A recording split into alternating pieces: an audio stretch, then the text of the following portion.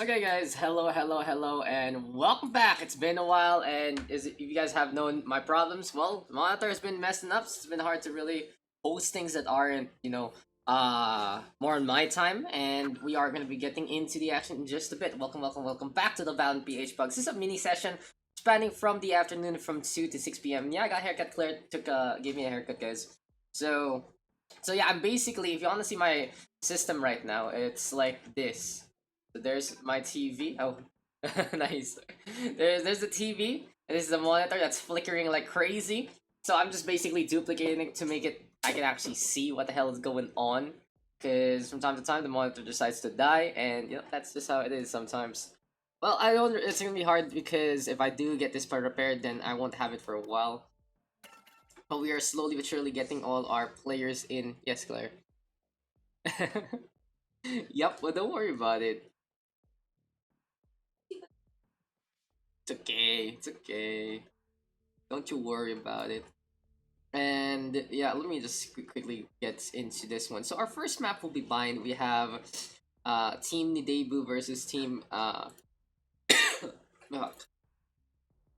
Team Deibu, and then the other one is Clear Sight 2. Clear Sight 2. Parang last time may Clear Sight tayong pangalan So we're just gonna be looking to get all our games going, and yeah, what's up? Is that water for me? Thank you. I'm gonna close this. Wait lang. Okay. So yep, that's pretty much my life. That's pretty much my life right now. It really is. It's a lot more difficult to host these things. In all honesty, it's very hard to set up any kind of production today. But gotta do it my best. Gotta do my best. Gotta give you guys the games that you want. And are we good? Are we complete? Sino pa ba? Let me check real quick. It's Ghost, Shiggy, Joseph Taliba, an unknown versus Deibu, J and B gives Crispy, and who's the last one? Dead. Okay, so cool. We're good. Our map will be bind, and yep, we're just gonna be getting into it straight away. Where's my phone though? Gotta just gotta make sure it's all set and ready, and we are gonna be getting into game number one. No problem. Give it. It's all good, and don't worry about it. Things happen. And we are gonna be getting into blind, ladies and gentlemen. If you guys don't know me, my name is Daks, and I've been, the cast here and the Valorant PH squad. Now, I do wanna quickly note that there will be another session for tonight, and it will be hosted by Ling instead, because I'm gonna be busy tonight casting something else, and I think it's gonna be a good way to keep up with the pugs. We're gonna be able to host multiple, and more sessions as much as possible to really give you guys the action that you deserve, really, guys. A way to meet the community, and hey, it's just a fun way to meet each other as much as possible. Nice haircut. Thanks, guys. Thanks, guys, for everyone. Everyone loves the haircut. Okay, only you don't like the haircut because you made it yourself. Ay nako. So give me a sec. I'll just quickly share the. Yeah. I'll just quickly share the post onto the specific groups. Oh, someone DC'd. Okay. DC. Interesting. We got DC right there. Hopefully we can get Gibbs box. Where is Gibbs? He should be okay. He's still in the Discord, so it shouldn't be a problem. But yeah, let me get a sec. Ano ba magagawin ko? Guns blazing. On all angles. Right there. It's like, it really is. Valorant PUGS.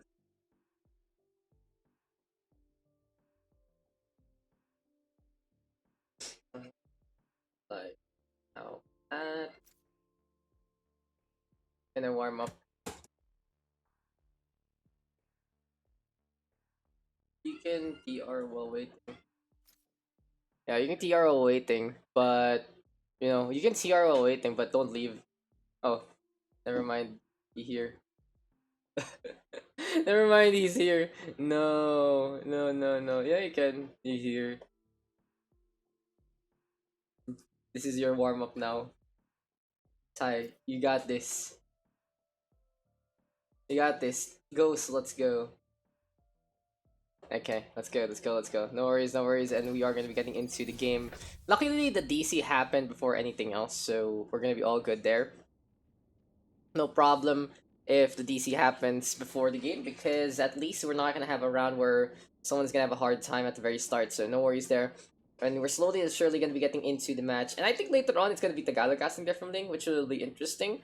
And I don't know, I'm not too sure either, but I know yesterday they were trying things out. There was the X's show match going on, which was pretty cool to really see them play around with one another. I was just checking out everything was going on Facebook, so yeah, that was fun. Wait lang, share it to group. Time for Valorant PH number 1. Muna tayo. It's the other Valorant PH groups. Para we get some exposure bucks, guys. Is there a day where you can't post content ba? Paano ba? I'm not too sure. If I get banned from any of these groups, sorry na lang. Honestly, I'm just trying. And hey, I follow the basic rule of what? I follow the basic rule of basta Valorant. Saan ka nagpagupit? Dito sa bahay. Claire gave me a haircut. That's basically it. That's all that's happened today. Why are you saying hi to everyone? It's so cute. Okay, let's get into the match. New setup. Oh no, this is not my monitor. It is dead. Let me show before I go move. Whoa. This is my monitor, guys. You see the flickering? You see that flickering? Isn't it beautiful? So this is my new monitor now. Okay, so yeah, let's get into this one. By this point in time, can't really do anything about it. But let's get into the match. Yes, this should do. Okay, just mic again. And we are good to go, ladies and gentlemen. I'm glad. I'm glad you guys saw. It's not a new setup. It really is just I have to move the upgrade to the TV. It is not an upgrade. What? Nice. Thanks, Claire. Thanks, Claire. Okay, where are we? So let's get into this one. This is not an upgrade, guys, because the resolution of the TV is 1366. So everything is like cut. So it's really the hardest thing I've ever done in my life. But hey, you know, we're gonna try it out. I do want to still host a pug this week, just for the community's sake, and it's gonna be a teleport there all the way to the A side already. So it's Team Deibu versus Team Clear Side 2, and they are gonna be looking to clear onto Side 1 instead, already pushing on forward, try and get through to the other side. Here comes the open of Gibbs throwing on that paranoia. And Deibu gonna be playing the Reyna here, trying to get into the front line, going for a shot or two. Spike gonna get planted already. Gibbs gonna get a tag onto one, and that is gonna be Jiggy getting on the board at the same time.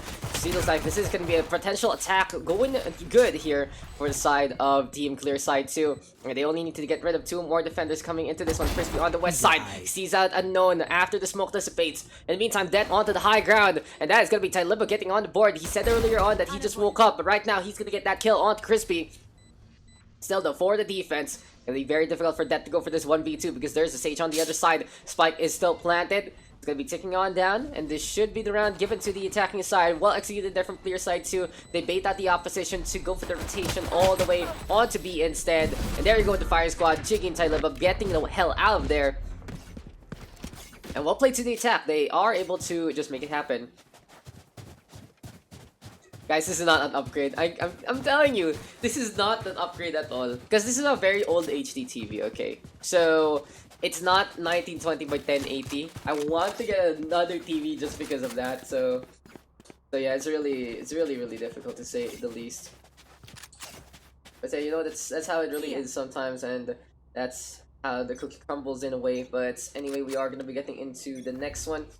And we'll be getting even more and more into the action, as here we go yet again. For some reason though, I can't find my own post, so yeah, hopefully it's so I can put the usual content tags on it.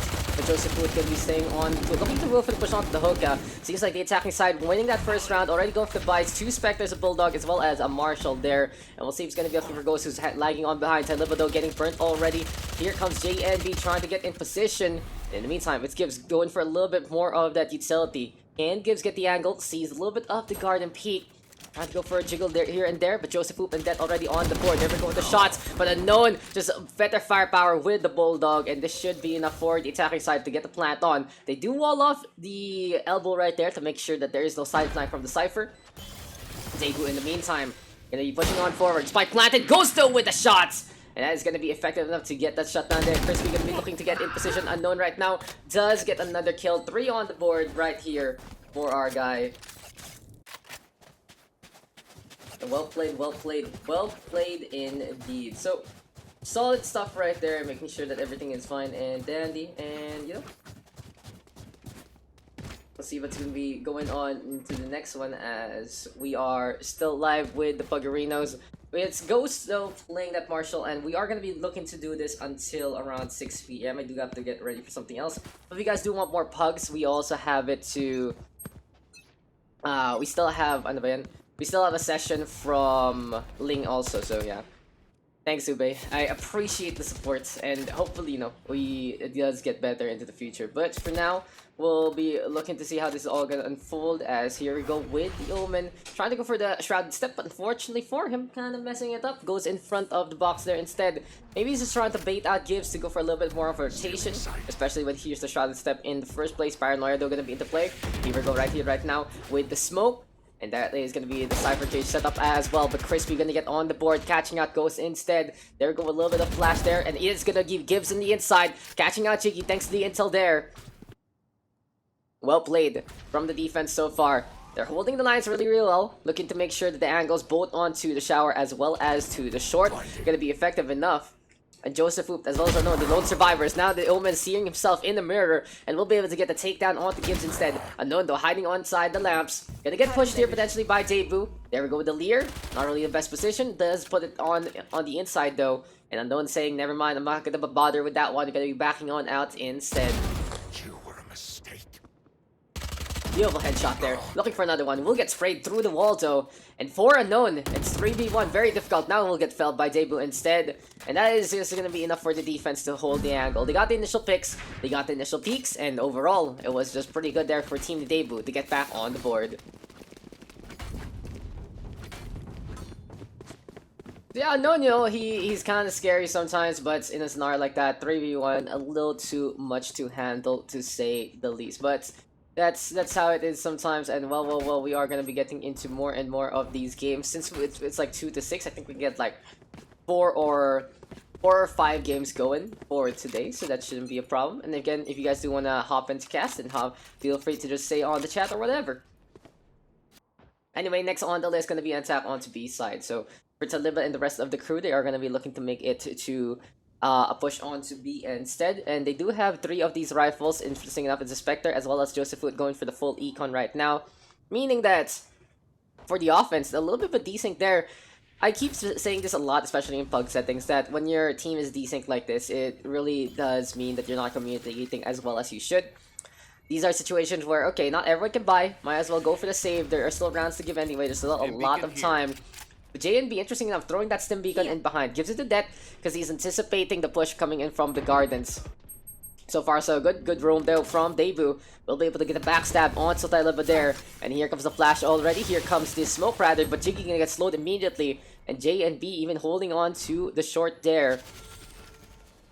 Overall, this is the only push that the attacking side can really have into the gardens, into the site. But they can go for the bait and switch to go on over to the other side instead with a TP play. But Chigian goes on the board. Very ambitious there from the Omen, just teleports into the fray. And for some reason, that is the Brimstone not punishing that one. Instead, Unknown into the front lines, gets rid of Crispy. And immediately from a 3v5 turns into a 2v1 instead.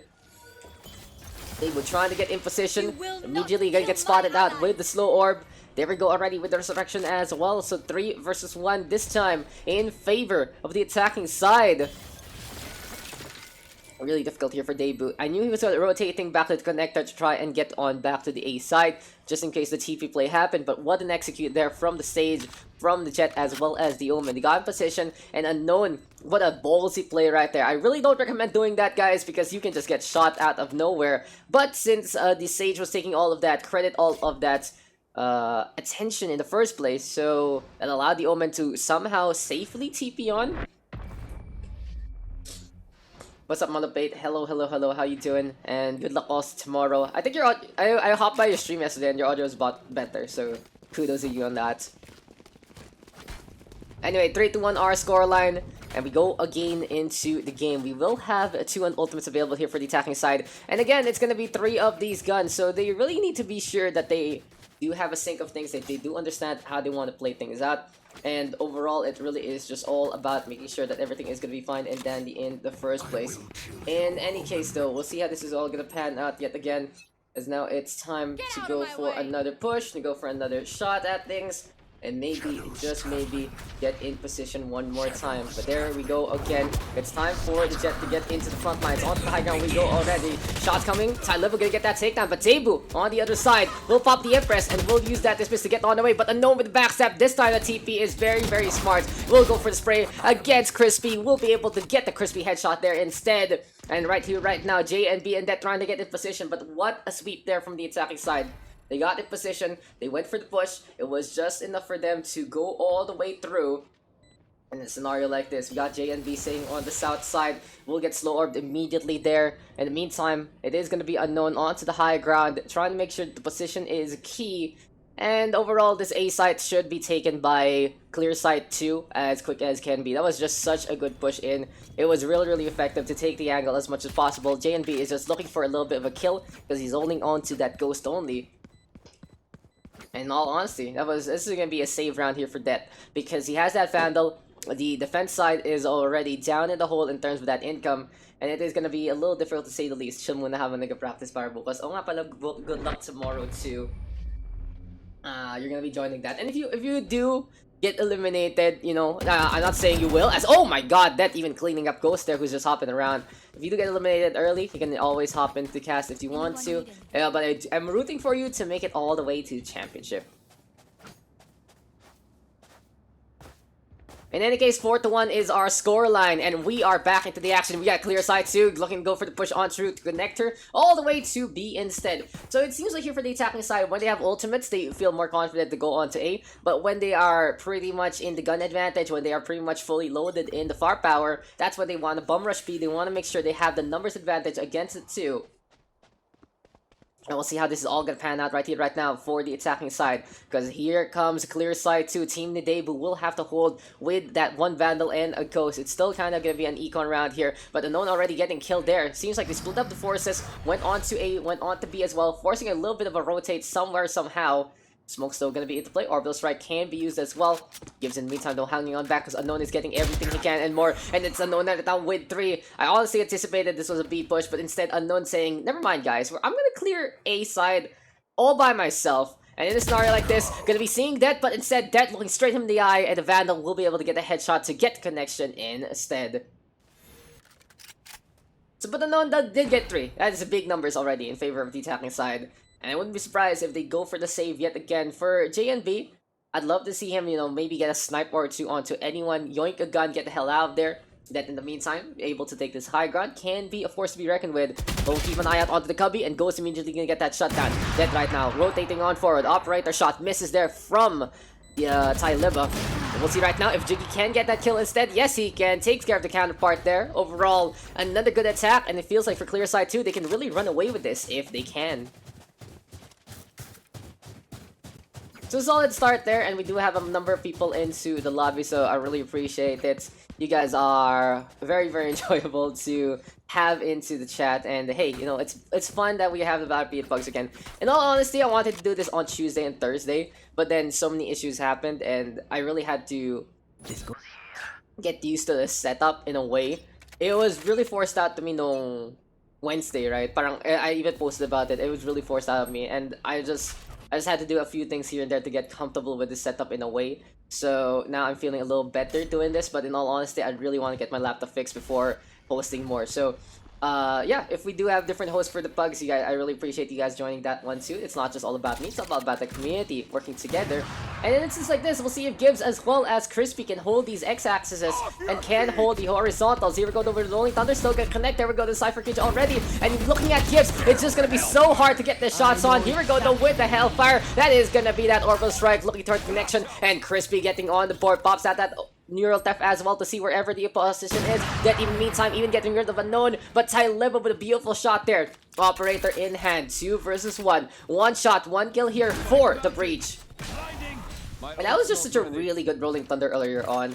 Still though, rotating on over forward, and JNB missing the shot. Tylipa says, thank you very much. I'm gonna survive and get that kill instead. Scoping on the round though, will it be enough? Does he see the Sage in time? Who can get this kill? Will it be Tylipa? Will it be Dead? Hiding behind the box right now. It seems like the Sage has an idea where he is. And there we go with the shots. Enough is enough. Gets that shut down there. And jumping for joy, Dead gonna be able to get that takedown there. Beautifully done by the Sage at the last moment. But what a clutch there as well. It really goes to show that with ultimates, it makes such a big difference into the round.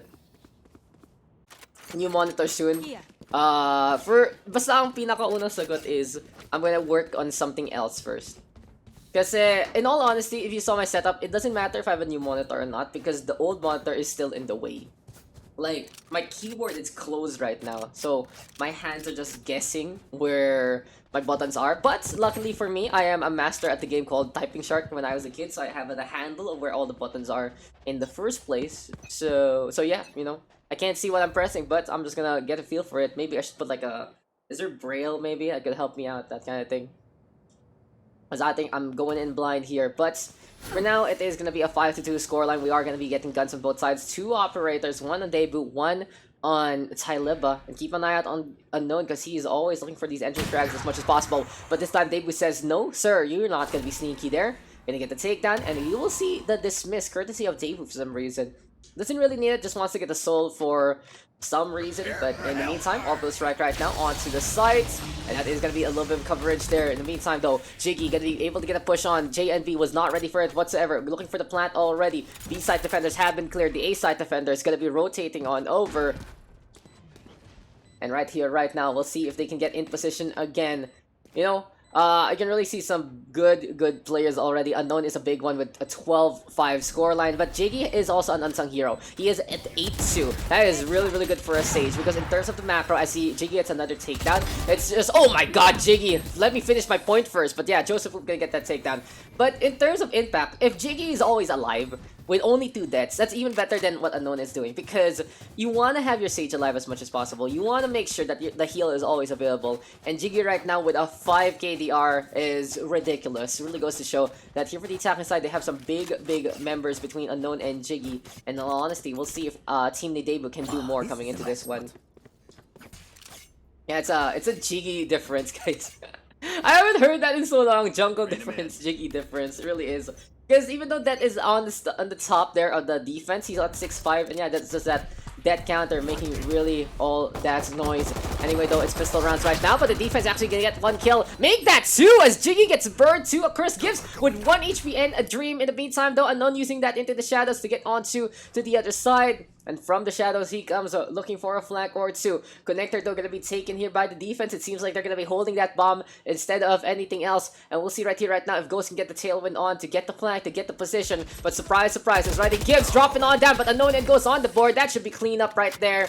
And the attacking side is going to be able to win that out pretty much expected against a pistol round. But at the very least, the defense putting up a fight for it and getting a few kills here and there. So there you go, guys. Another successful victory. For some reason, though, Jiggy staying in the fire. I thought he was going to be able to get the kill onto Gibbs, but with a sliver of hope, a sliver of HP, he was able to win that fight out. Thank you for the follow there as well to Daniel Gamboa. And of course, you know, I'm glad you guys are enjoying this still. I'm not having a good time in all honesty. This is very hard for me. And I really hope that we can go back to our normal setup very soon. And again, if you do, Everyone gets their plus thank you for one. the holy shit! Thank you for the sub there, Arkrap. I love it. Thank you. Welcome to the. I don't have a team name. You know, I don't have the Jellyberry Squad. I don't really have those things. But thank you for supporting the stream. That feeds me a chicken fillet for today. And yeah, I guess that's my thing. Waldo is set up already from Tylipa. Thank you for the follow there as well. Again to Duck Knight. And enough about the alerts because that is gonna be the paranoia thrown out by Unknown. He's really good at using this paranoia. In all honesty, he's really finding these opportunities. But the orbital strike might cook him up. That is going to be the Omen. Hoodie up will get taken down. Jiggy in the meantime getting on the board. 2-for-1 trade so far. Going for the plant right here, right now. That even getting a kill. Crispy going to be there as well. Pushing on forward onto the side. But Tylipa, this guy has warmed up through the game and will be able to get the operator shot as quick as can be. Jiggy though with the resurrection, bringing Joseph up from the fight. JNB right now trying to bust through the wall. There we go with the flashpoint from the breach. And Death going to be doing the same.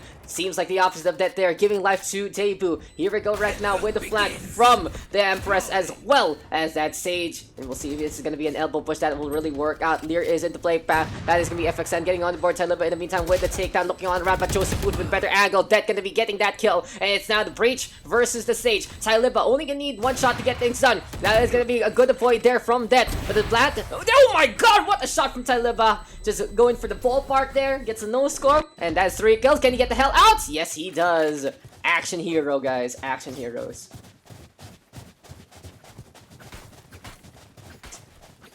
Okay, guys. So all I gotta say about Tyliba is cool guys don't look at explosions, and apparently Tyliba is that cool guy right there. He just got the no scope shot.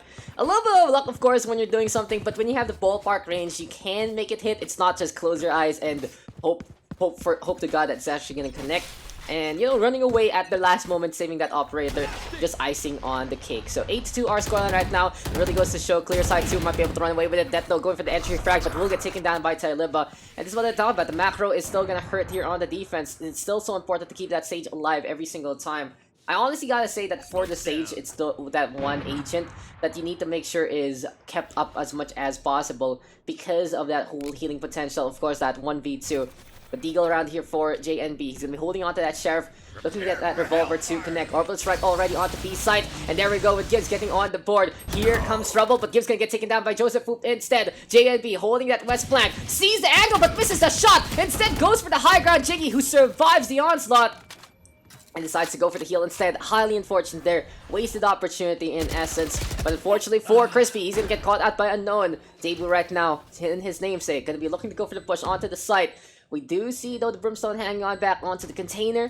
And well, on the attacking side, 3 of them looking on around. There we go already with Spectre Warfare. Deibu will get that takedown. Goes for the dismiss to get on away. But the opposition knows exactly where he is. Doesn't go for the reload, though. 9 bullets is not enough. And Jiggy will say that I have the bigger gun. I will get the takedown there. And another solid go. Now, all I gotta say real quick, guys, is... What was my point? Fuck, never mind. I was gonna say something important, but I completely forgot. Big brain. But in all honesty, it really feels like for Clear Sight 2, they are gonna be looking to run away with this. Even though Teammate Deibu is trying to put up a pretty good fight, thanks for following their Juff. It really is that they're just getting manhandled every single time on B. It's just these 2 defenders trying to hold as much as possible, but it's just not enough. Overwhelming odds for sure. And thank you there for the 500 bits from Anorak. Oh my god, Anorak, thank you. I wish, you know, that turns into monitor money soon, or maybe a whole new rig. But it's that gonna be getting on the board. This time gets that kill at the very start. So this is what we were looking at that earlier on, looking for the entry frag here and there. But unfortunately, last time he got caught out. This time he was able to get things done. But Deibu will get also caught looking for the push. In the meantime, it's still Dead all the way on B. 3-1 defense. And who will have the next engagement? It might be Crispy here. He's holding onto the shower. Here's the orb already onto his left side. Throwing the smoke down from the Omen. And it seems like it is going to be a B push instead. There's no real way to fake things out, but the A side defenders really still need to hold. Immediately though, Gibbs already rotating, feeling like that movement is going on over to the shorter side instead. And then in the meantime, gonna be in a really interesting angle. He has the wall set up by the hookah, which means that that short angle will be protected for the time being. But then in the meantime, gonna be looking to hold on to the guards, but we get smoked out immediately by the Brimstone. Here we go with the potential push. There we go with the Molly onto the side. And here comes the engagement onto the high ground already. That will get taken down there. Jiggy will be able to get that peek. That will lead to a kill. For the time being though, Gibbs trying to play in the shadows inside that smoke. Trying to be as sneaky as possible. Almost gets stunned there. Looking on the round though. A little bit of tracking, but that is just the power of the Bulldog, not enough. Jimso does get to surprise. Infiltration is key. Yoins that Vandal right there. Thank you for the... Oh my god, Anorak next for the 50. As Gibbs goes over to the high ground right here, right now. We'll get coached. Got caught by Ghost, but hey, shout out to Anorak, guys. $50, dropping it down. You the best, Anorak. I really appreciate it. And hey, once all is set up, I think we can actually push through with the thing. Maybe late July, that kind of thing. We can also start things off already at the very start of the week of the month. But you know, give me time to get things ready on my end for that kind of production. Because in all honesty, if you guys look at my schedule, I'm basically just getting done with all my gigs already, so I can actually send this thing over for repairs. Shouldn't be too long though, maybe like a what 3-5 day hiatus as maximum, because I'll have a different rig for all of this. But since we're also trying out new hosts for the pugs, then you guys aren't gonna be caught out with no Valorant PH content. We're still gonna be around, we're still gonna be here for you all. And in an instance like this, it seems like sides of swap. I forgot about that. Thanks, because of that, because of that quick little dono. But I really appreciate it. Anyway, we are going to be getting already into an immediate spike plant. Who cares about the defense? Because, wow, they just go at it and run on in. But Ghost is just so sneaky. Able to get in position. Jiggy in the meantime will get executed there. Where is the number 6 button? Apparently, since someone DC'd, it messes up the numbers there. Tyliba, though, in the meantime, still surviving. Unknown right now with a TP play into the smoke, but will get taken out by Crispy. It feels like this time the attacking side of Team Deibu, understanding exactly how Unknown wants to play. If he puts up a smoke in front of him, and he still has a Shrouded Step available, it is gonna be easy pickings to stay inside that smoke instead. Tyliba nodding, he knows someone is there. Crispy trying to go for the camera play, will get caught out in the action instead, and that's now high time for Tyliba to get on away. But in the meantime, we still see the DC Deibu. Oh my god, that going on inside the teleporter, and Tyliba is just gonna be cheering on, able to survive there, even executing the Sage on the spot. But what a good plan. They decided to go push for an A, and they got all the value in the world and more. So there you go, guys. Big shoutouts again to Anrap for the 500 bits, for the $50 dono. And it's gonna go to the charity of Dax's new monitor, and that's pretty much it. I'd love to donate to charity, in all honesty, but right now it's a little hard because of what's suddenly happened. So story time real quick, since we're getting into the next round. My monitor issues happened at the very start of ECQ, and since ECQ happened, there was no way to, really get things repaired. But right now, we are going to be repairing the push here from the defense. JNB going to get on the board this time, but we'll get caught out by Joseph. Crispy this time, though, having that stinger in hand, that going for the peak, there we go with the smoke blade, and surprise, Unknown actually surviving for a little bit before getting taken down. Can Crispy execute anyone else? He has the stinger in his palms. Joseph, in the meantime, Shorty squad is represented. And will he be able to find the angle? No, sir, not gonna happen. Dead instead with the execute. But yeah, back to my point. So my monitor issues happened at the very start of ECQ. And what happened to ECQ? Basically, everything is closed. So for the past few months that we have been doing everything, I would have monitor issues from time to time. It has finally given up. It has done its job so much. I really appreciate what my laptop has done for me. But, all good things must come to an end. And at least since it's GCQ now, I can really bring it to the shop and into the next one.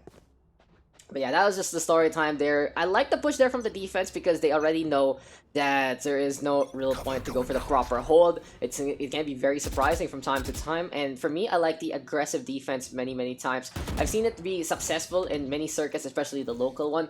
So if you catch out your opponent unaware, then it will make a key difference there.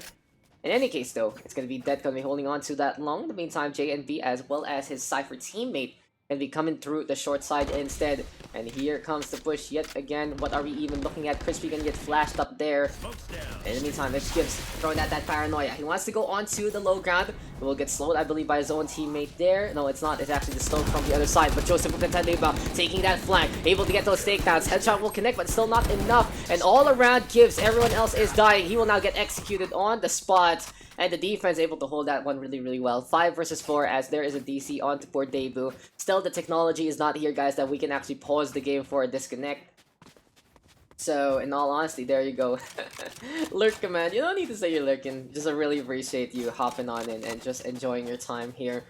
In any case, though, it's time for the execute. Maybe I could make a lurk command real quick. Thanks for sticking around at person. I'll ask one of the mods to do that. But hey, we'll be basically looking to see what kind of execution. Okay, Jiggy, no time for nonsense. He just wants to get this done already.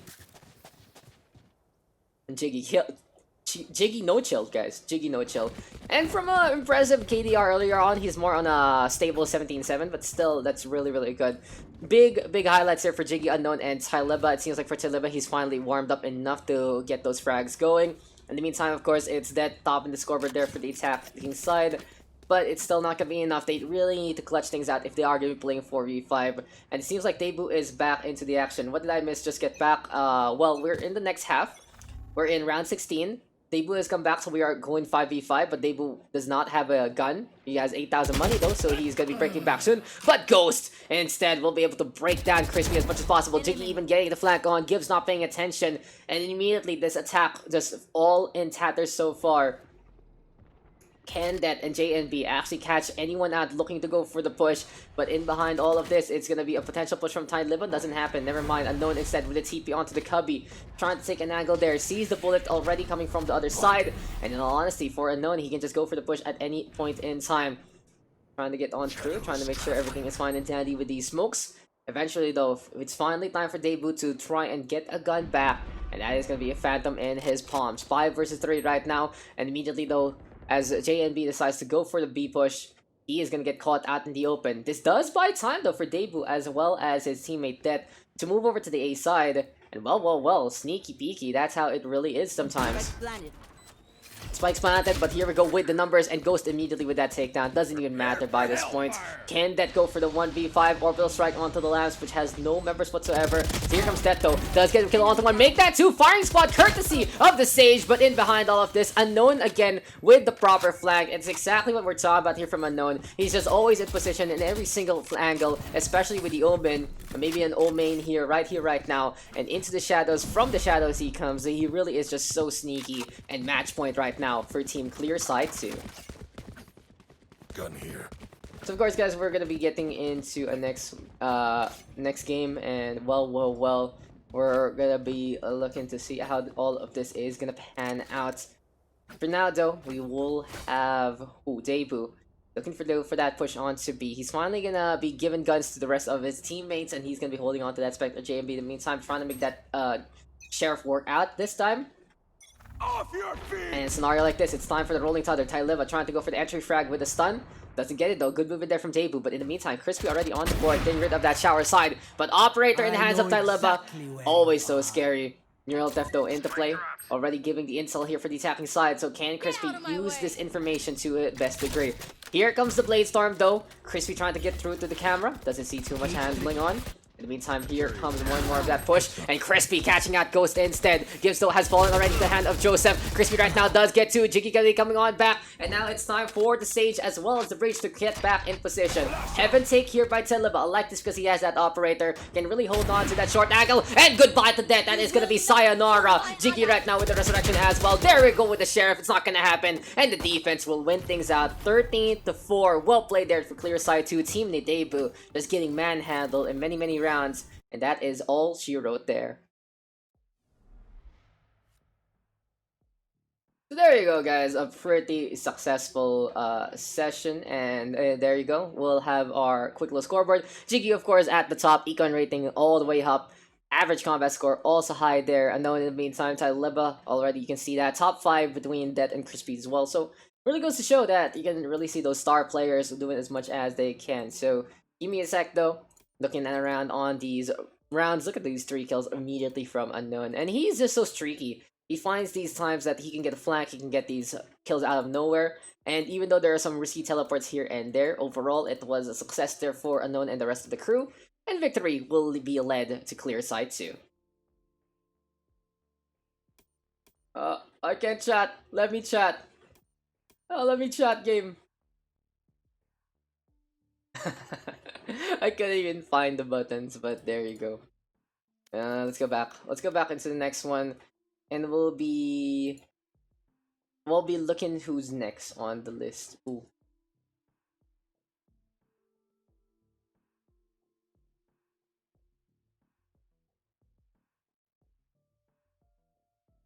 Okay, give me a sec. I need to turn on the Discord again. Look on around and the chats and the channels, and hey. We'll go into the next one. Who still needs to get kicked? Goodbye to Joseph, goodbye to Ghost. And yep.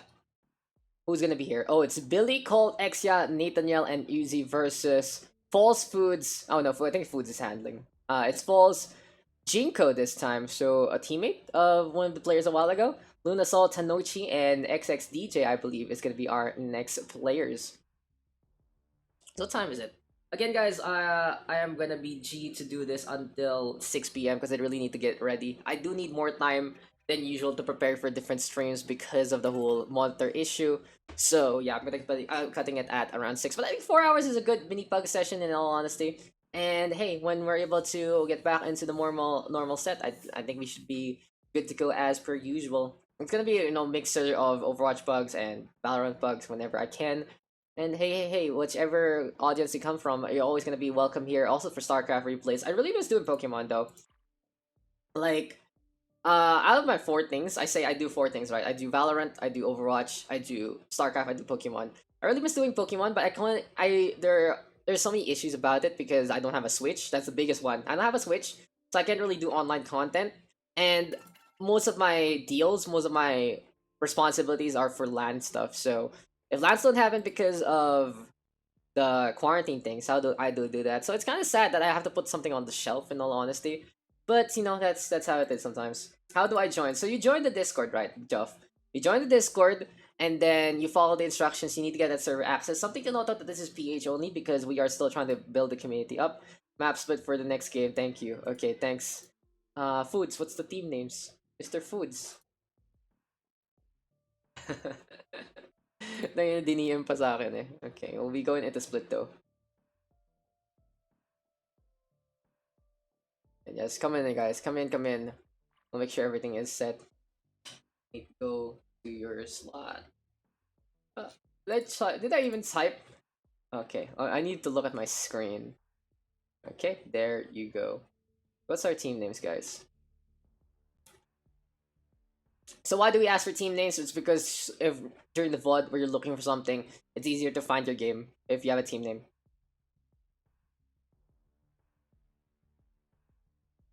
But yeah, all you gotta do is do this real quick. Join Valorant. And then you go into Valorant Discord. There you go. There you go. That's how you do it. Jumpshot. Jumpshot. Okay. I'll take that as that's Jumpshot, not Jumpshot. But okay, give me a sec. Monitor working? Nope, not happening. And not anytime soon. So it's Jumpshot on team attacking side. And team XXDJ on the defense. Okay, cool. That works. That works for me. And we are gonna be able to thank you very much, Mr. Foods.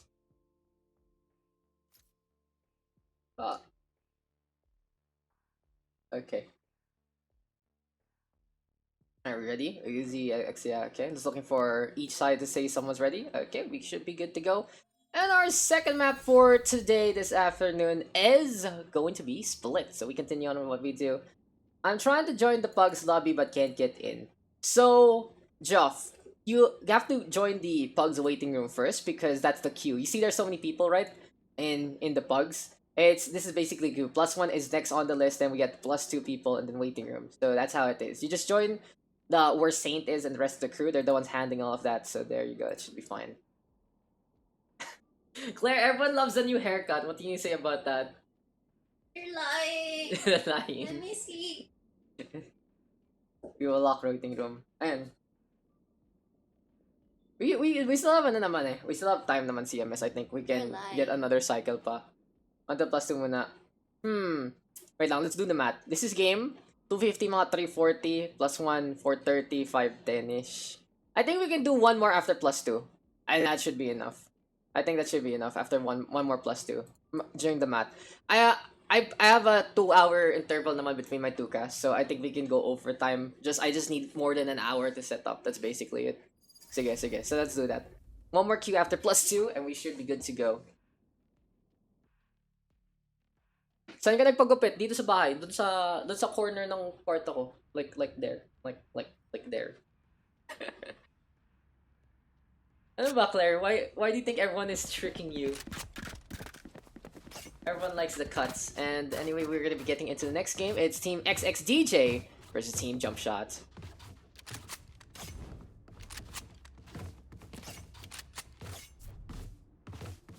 I'm rocking the Vince to Justin Bieber ha. I know, right? Ako ang kapal. Like, ang sobrang kapal ng buhok ko recently. It was just so difficult to use to do anything.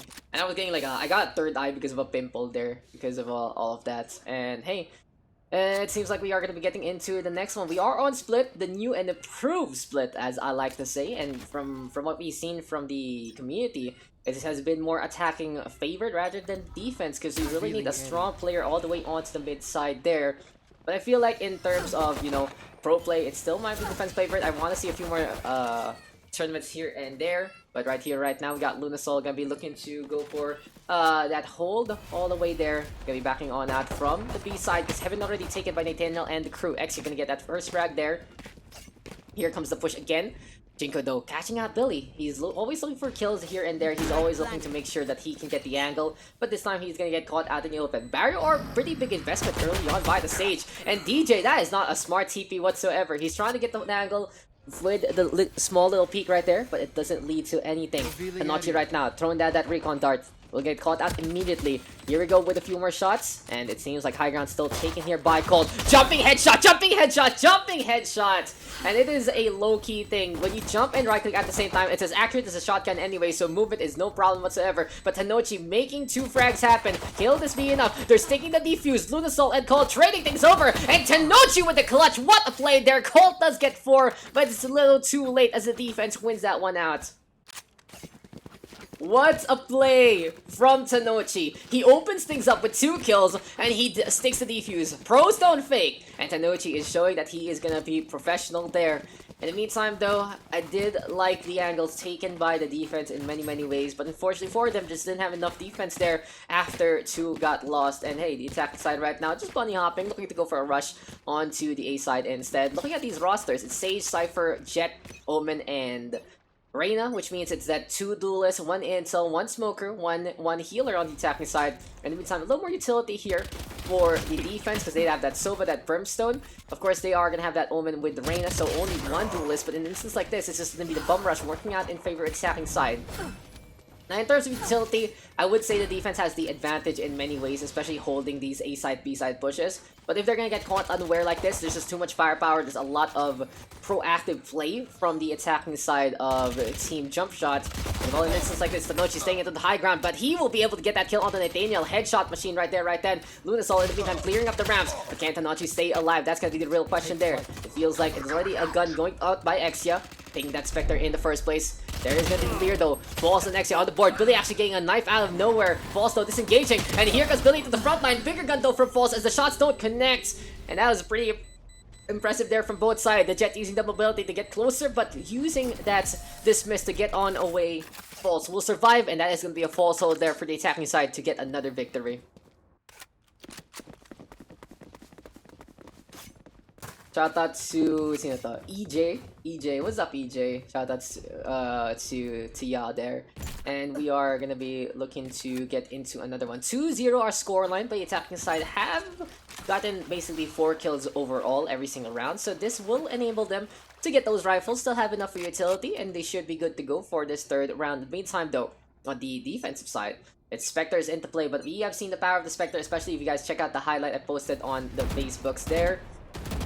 And I should actually showcase that real quick onto Discord, maybe after this round. But for now, it's Tanochi trying to get in position yet again, looking to make sure that it is going to be a-okay in first place.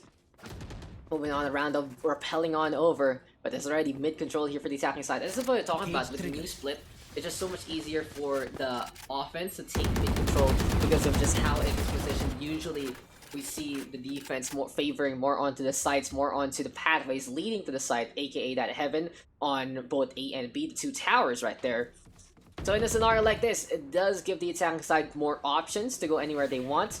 So let's see if Jinko can actually hold the angle here down below. Looking to make sure that the rappel is going to get covered. Thank you for following there to Zidriz, as there is going to be a 1-for-1 trade. Exia and False on the board already. Here comes a trade as well. Tanochi instead surviving against Billy. DJ getting another takedown. And immediately from an even battle. What the hell, False? How did he get that wall bang there? What a shot, just basically guessing as much as possible. And he had a little bit of an idea where his opponent was. did get the takedown, really impressively done. Nathaniel trying to survive, but Lunasol even quicker on the trigger finger. Pretty close there from the Reyna, so it's not gonna happen. And 3-0 right now. Our defense of Team XXDJ is really holding up. But guys, did you see that wallbang? Ridiculous. That was just absolutely redonkulous there in terms of knowing exactly where your opponent was, knowing exactly how it's all worked out.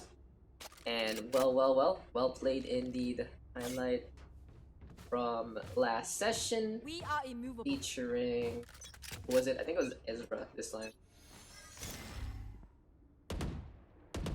So what is Ezra's tag? Like, what is his Discord tag, guys? If you know this Ezra's tag, so I can tag him on his highlight on the Discord itself. But X is gonna be able to get that takedown. It is gonna be a pistol round again here for the attacking side. They are down by 3. They really need to rejuvenate their economy. And here we go right now with Neural Theft. So just give them a little bit of that intel. Allows them to even up the odds in a way. It's still winnable 5v4, only with pistols, but it still should be anyone's game by this point. Recon Dart is tossed, and it's time for the Hunter's Fury. Can Tanochi actually get the takedown anywhere and everywhere? Using that Hunter's Fury to actually go for the push. Jinko gonna be getting in position. Tanochi are actually catching out one. Nathaniel will fall in the field of battle. Uzi right now getting rid of Jinko there, but DJ will be able to get the trade on back. And surprise, surprise, Billy having to hop up on top. Exia finally getting felled, and this is just gonna be the Jet looking for a little bit of an extra frag. Maybe, just maybe, get a headshot out of nowhere. But Tanochi has been paying attention and will be able to get that takedown. 4-0. This is just Team XXDJ running away with it and more. Sage difference is not gonna be the... Is the Sage difference gonna be the whole story of today's PUG session? That's gonna be the real question there. And of course, you guys need to check out the commands. It is just gonna be down below. But again, anyone know Ezra? Just real quick, so I can give him that one. But anyway, you know that the Sage of Colt 5-3. Lunasol in the meantime also a steady hand. In all honesty, there's no real Sage difference right now because both of these medics doing all they can and more, but it's now time for False to play the operator. He's holding on to B, which is really interesting. Trying to play that long angle, and Billy challenging the op. That is not a smart decision whatsoever. Big balls Billy gonna be looking a little lost for where there. Kolto with the resurrection, Billy bringing Billy on back. Tanochi in the meantime taking care of business. Market side though still gonna have that bomb, that spike, as Nathaniel is trying to hold this angle. Will the peek happen from the Omen? Good reaction there from Nathaniel. Gonna be able to get the DJ in time. Not the quickest, but it is enough to get that takedown. And finally the attacking side with the advantage. 4 versus 2. Tanochi still holding on to mid though. Might be able to get a few stragglers here and there. And that's a headshot onto Billy yet again. Doesn't even matter if Billy gets the first shot. It's a beautiful headshot there from Tanochi instead. Recon Bolt is thrown. Going for the wall bang one more time. This time there's the push, and Nathaniel playing that really smart. Even going for the Devour, getting all the HP in the world. False in the meantime hanging on to the west side. Wouldn't be surprised if he decides to save this gun instead, because this is an operator. It's a big investment. Gonna be looking to hide instead. Doesn't even matter because the Empress is already available. And you know, during this time we're basically gonna be talking about different things because this is pretty much it. And oh, okay, I see. Sige, Mod should be able to handle this. No worries. I'm just a stream guy. But anyway, yeah, the attacking side able to get things done. That's just pretty much it. They move on over. They take control of mid. They have the numbers advantage, and well played in all honesty. Anyway, we got False staying on to the bottom left. He's just gonna be hiding, and he might be able to actually get anyone looking to rotate back onto the spawn. At the very least though, finally our attackers have gotten a round back, and it was a bit of struggle. They tried to execute so many times onto a site, but they are just getting manhandled by people like Tanochi, False, Lunasol. And well, this time's a little different. They took control of mid. They kind of forced out rotations that were a little awkward there for the defense. And in the end, that is the attacking side of Team Jumpshot getting their first point on the board. So a good start there, at the very least for the defense. Over 5 rounds, they have an 80% win rate. And they have still a lot of guns in their armory. They are good to go to get things done yet again. In the meantime, we have Jinko right now, setting on up to the bleachers. And we'll see right here, right now, if the ramparts are going to be his home ground there. Long angle though being taken by DJ, all the way in screens, but he only has the Phantom, which is really interesting. Usually you see something like a Vandal or that Operator in the first place. But it's just like this, high ground already taken by the Jet, so Billy gonna be pushing on forward. He has no real fear, but Tanochi might be able to surprise him as they go for the rotation. Here and now, jiggling on over like SEAL Team 6, and in a scenario like this, can Billy actually decide to go for the push? But DJ, never mind, apparently I have a little bit of a hater there because the Phantom, in long range, able to get rid of Exia instead. In terms of the stats though, you know, numbers don't lie, and for the Phantom, just that damage mitigation, that damage fall off rather, from longer distances. But DJ doesn't care, he's just able to get a headshot they did in the meantime, taking care of mid right there, right then. And in a scenario like this, it's time for the push one more time. Empress though, popped by False, rotating on over one more time. Here we go with Tanochi though, hanging on onto the west side of the tower. And Lunasol even catching out another one by the Dust. Solo. Peak action. He saw that Jet. There we go with a Cloud Burst, and it's time for the double Empress trouble.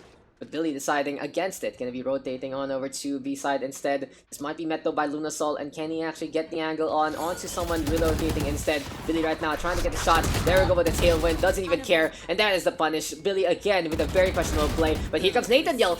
Survives against DJ. No shots whatsoever there from the Omen that goes for the TP. Dismiss to go for the invisibility, but that is just false with another beautiful shot. And this is going to be time for the dismiss into the bait and switch. Lunasol will lead to the takedown. Well played indeed. And that is going to be the defense again. Another advantage. They are distinctly in charge of this game, using these abilities to just seesaw the aggression from one player to the other. And overall, it is a 5-1 lead. Ridiculous stuff. Ridiculous start, honestly, for the defense. And in all honesty, a lot of questionable decisions here from the attacking side. It feels like they're trying to play hero a little too much. Billy, though, does have that play storm, so he won't really be caught unaware of the armory intake here from the attacking side. But Execult, Daniel, and Uzi all playing that Vandal, trying to play that range game. In the meantime, still False this time gonna be holding on to the middle, but they have to be very, very careful. Lunasol already setting up that barrier. Here's the screech of the Sage, of the Jet there rather, and he throws out that slow. He puts out that barrier, and overall, it's a really good stop already. Orbital Strike coming as well. Uzi in the meantime trying to get on through. Does he meet DJ in pitch combat? Seems like it's not going to be the case, but DJ instead seeing more members. Colt going to be able to get the fire squad on, and this is going to be a rotate all the way to the heaven side here for the defenders. But on the other side, keep an eye out for Exia. He's all alone on A. This intel should be delivered already to the rest of the crew. Nathan though with the spike decides to go for the push, and False is just going to be happy about that one. They do get the spike back though on the attacking side, and that is going to be, we have Uzi hiding in behind. Throwing that smoke though, a little too obvious for my liking, but Lunasol just walking through that one, never mind.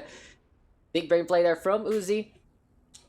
Still gonna be enough to lead to a takedown. And if you're playing against an Omen, you have to pay attention from what direction the smoke is coming from. When you see the smoke come out from the north side, you have to be like, okay, this guy has to be here. And look at that, Uzi even getting rid of Tanochi there, even though he was already triggered earlier on. Exia in the meantime with the backstab, couldn't find button, but that is going to be leading to a kill. And it's now False versus the world. He is going to be the lone survivor again. Operator in his palms. There is going to be a trap nearby. False right now looking around. A little bit of a dichotomy to move down below. In a scenario like this, it feels like for False, it should be another save. 5-1 scoreline. Thank you for the follow right there to Daks. And hey. At least his op is going to get saved. For False, though, unfortunately for him, he wasn't just really in the angle where he needed to be. Ezra, though, going for the peak not just once but twice. There we go with the operator getting dropped, and Colt will lead to that takedown. I like how, well, our op player did play that one out. False saw a little bit of the peak there, and I think the Cypher didn't see him, so he went for a second peek. And in the end, it led to a takedown. You can't do those small peaks against an operator. I actually studied a little bit of the different peaks, and just looking at the interactions both in Valorant and CS, it really is, if you're playing against a sniper and if you don't commit onto something like that, the only thing you can really do is a shoulder peek, but that was just like a jiggle peek that leads to your takedown. If you go for a long peek, you have to make sure that you really swing all the way on the other side, so, you know, just those differences making a difference in all honesty. Different types of peaks leading to different results. And you know, it's not explained. That's something that's not explained in CS, right? It's just plant the bomb, get the kill. Also, in the meantime, already getting rid of one by Exia. Then you get that takedown in response. Zero Theft though into play. Billy gonna have his own operator. And well, it's gonna be time for sightlines. Exia catching that one out. Billy another takedown there. 2 versus 1 right now. Lunasol gonna be surviving against Colt and Billy. And we'll see if it's gonna be enough. It's Spike now. Getting retrieved by Colt. You see the barrier orb placed again. Billy in the meantime though, trying to survive. It seems like Lunasol getting tagged there by the op, but It's now 1 versus 1. Sage versus Sage. This is the true Sage difference that we are looking for, ladies and gentlemen. And we'll see if it's going to be enough. Resurrection in the palms, but oh my god, Lunasol, seeing the Sage, didn't have the gun out. Looking to make this a 2v1 vantage point instead. And in the meantime, it's Colt still staying on the low ground. Now he's playing the safe angle, wants to make sure that he is in cover to save the least. Presto is in play, barrier orb right now is set to allow Luna to survive. And interesting enough, falls into the pop that for Empress. But hey, Colt catching out Luna 1 versus 1 again. Empress not gonna really be doing anything if you don't get a kill whatsoever. And Colt with an amazing clutch, he gets to at the last moment. Resurrection difference doesn't happen. That is the stage difference going out in favor of Mr. 45 himself, Colt. So well played there. Another victory for the attacking side. Able to just whip things out, make sure that everything is fine and dandy. And hey, it's all good in the hood there. Who can we actually, know? I think we should mod some people from the Valorant side. Maybe let's mod CMS for now. Make it easier for me in a few instances here and there. There you go. So a sword for Mr. CMS makes it a little easier to handle the channels there and then. But for now, it's Sanochi with that Hunter's Fury. Interesting enough, it's a lot of bullets here from Uzi and the rest of the crew. They have that Odin, and they're spraying the B side as much as possible. The vents are tapping bullets, forcing the rotation away, and it should be a tower hold instead. But everyone on the attacking side is in the middle. Gonna be looking to make sure that they can make it through to the other side again and again. Slow Orb is tossed on over. There we go, the barrier set up by Luna. And well, it's for DJ right now, rotating as much as possible. Camera though is into play in the middle. Does the Cypher get any real intel of that because he's looking at his own teammate? But in instances like this, Lunasol right now holding on to the classic. Interesting half buy around here from the defense. A little bit of a desync in terms of those buys, but I feel like they still feel confident that they can take a round like this. In any case though, this barrier orb on the other side should be broken very soon. Uzi, keep an eye on him. He's scoping in to allow the fire rate of the Odin to be as quick as can be already. Looking for a shot, looking to batter those bullets, but falls in the meantime. All the way on the east side, gets that takedown exit with the trade though. And here we go again and again. Jinko, beautiful headshot actually, getting rid of Exia there. And now it's time to get the Vandal on back. Shrouded step to get on through. Here comes Lunasol looking to hold the angle. In the meantime, Jinko, operator in his hands, but will get caught there by Uzi. Very close, but no cigar. Hunter's Fury though into play. And this has to be spike planted already by Colt. Can't Tanochi get the guess? Doesn't happen. Falls in the meantime on the high ground, exposing his position. And Colt will lead to that takedown. Now it's Sanochi versus the world. In a scenario like this, it just isn't going to be enough. Can the Sova actually do 1v4? In terms of positioning though, I think it's not going to happen. He might be able to get the kill here onto Billy because that Chet is hungry for 1v1s. But in all honesty, it's just so difficult to say the least. Thank you for the follow there to Jai XD at the same time. And kudos there to the attacking side. They have brought in the comeback that they have been looking for. Getting a few rounds here and there. The defense should be content with the 5 they have, but I think they can still do a little more. But we will find out right here, right now, since they kind of stifled their economy there with all the random buys. So for Tanochi, at least he is going to be heavily invested. Thank you for follow there to Super Taco as well. Don't touch the black. It's not safe whatsoever. And there you go again. So 5-4 our scoreline. Game has been evened up to a good degree by the attacking side. And well played there to Team Jumpshot. They haven't really been playing to their namesake, but at the very least they're hitting the shots that they need to.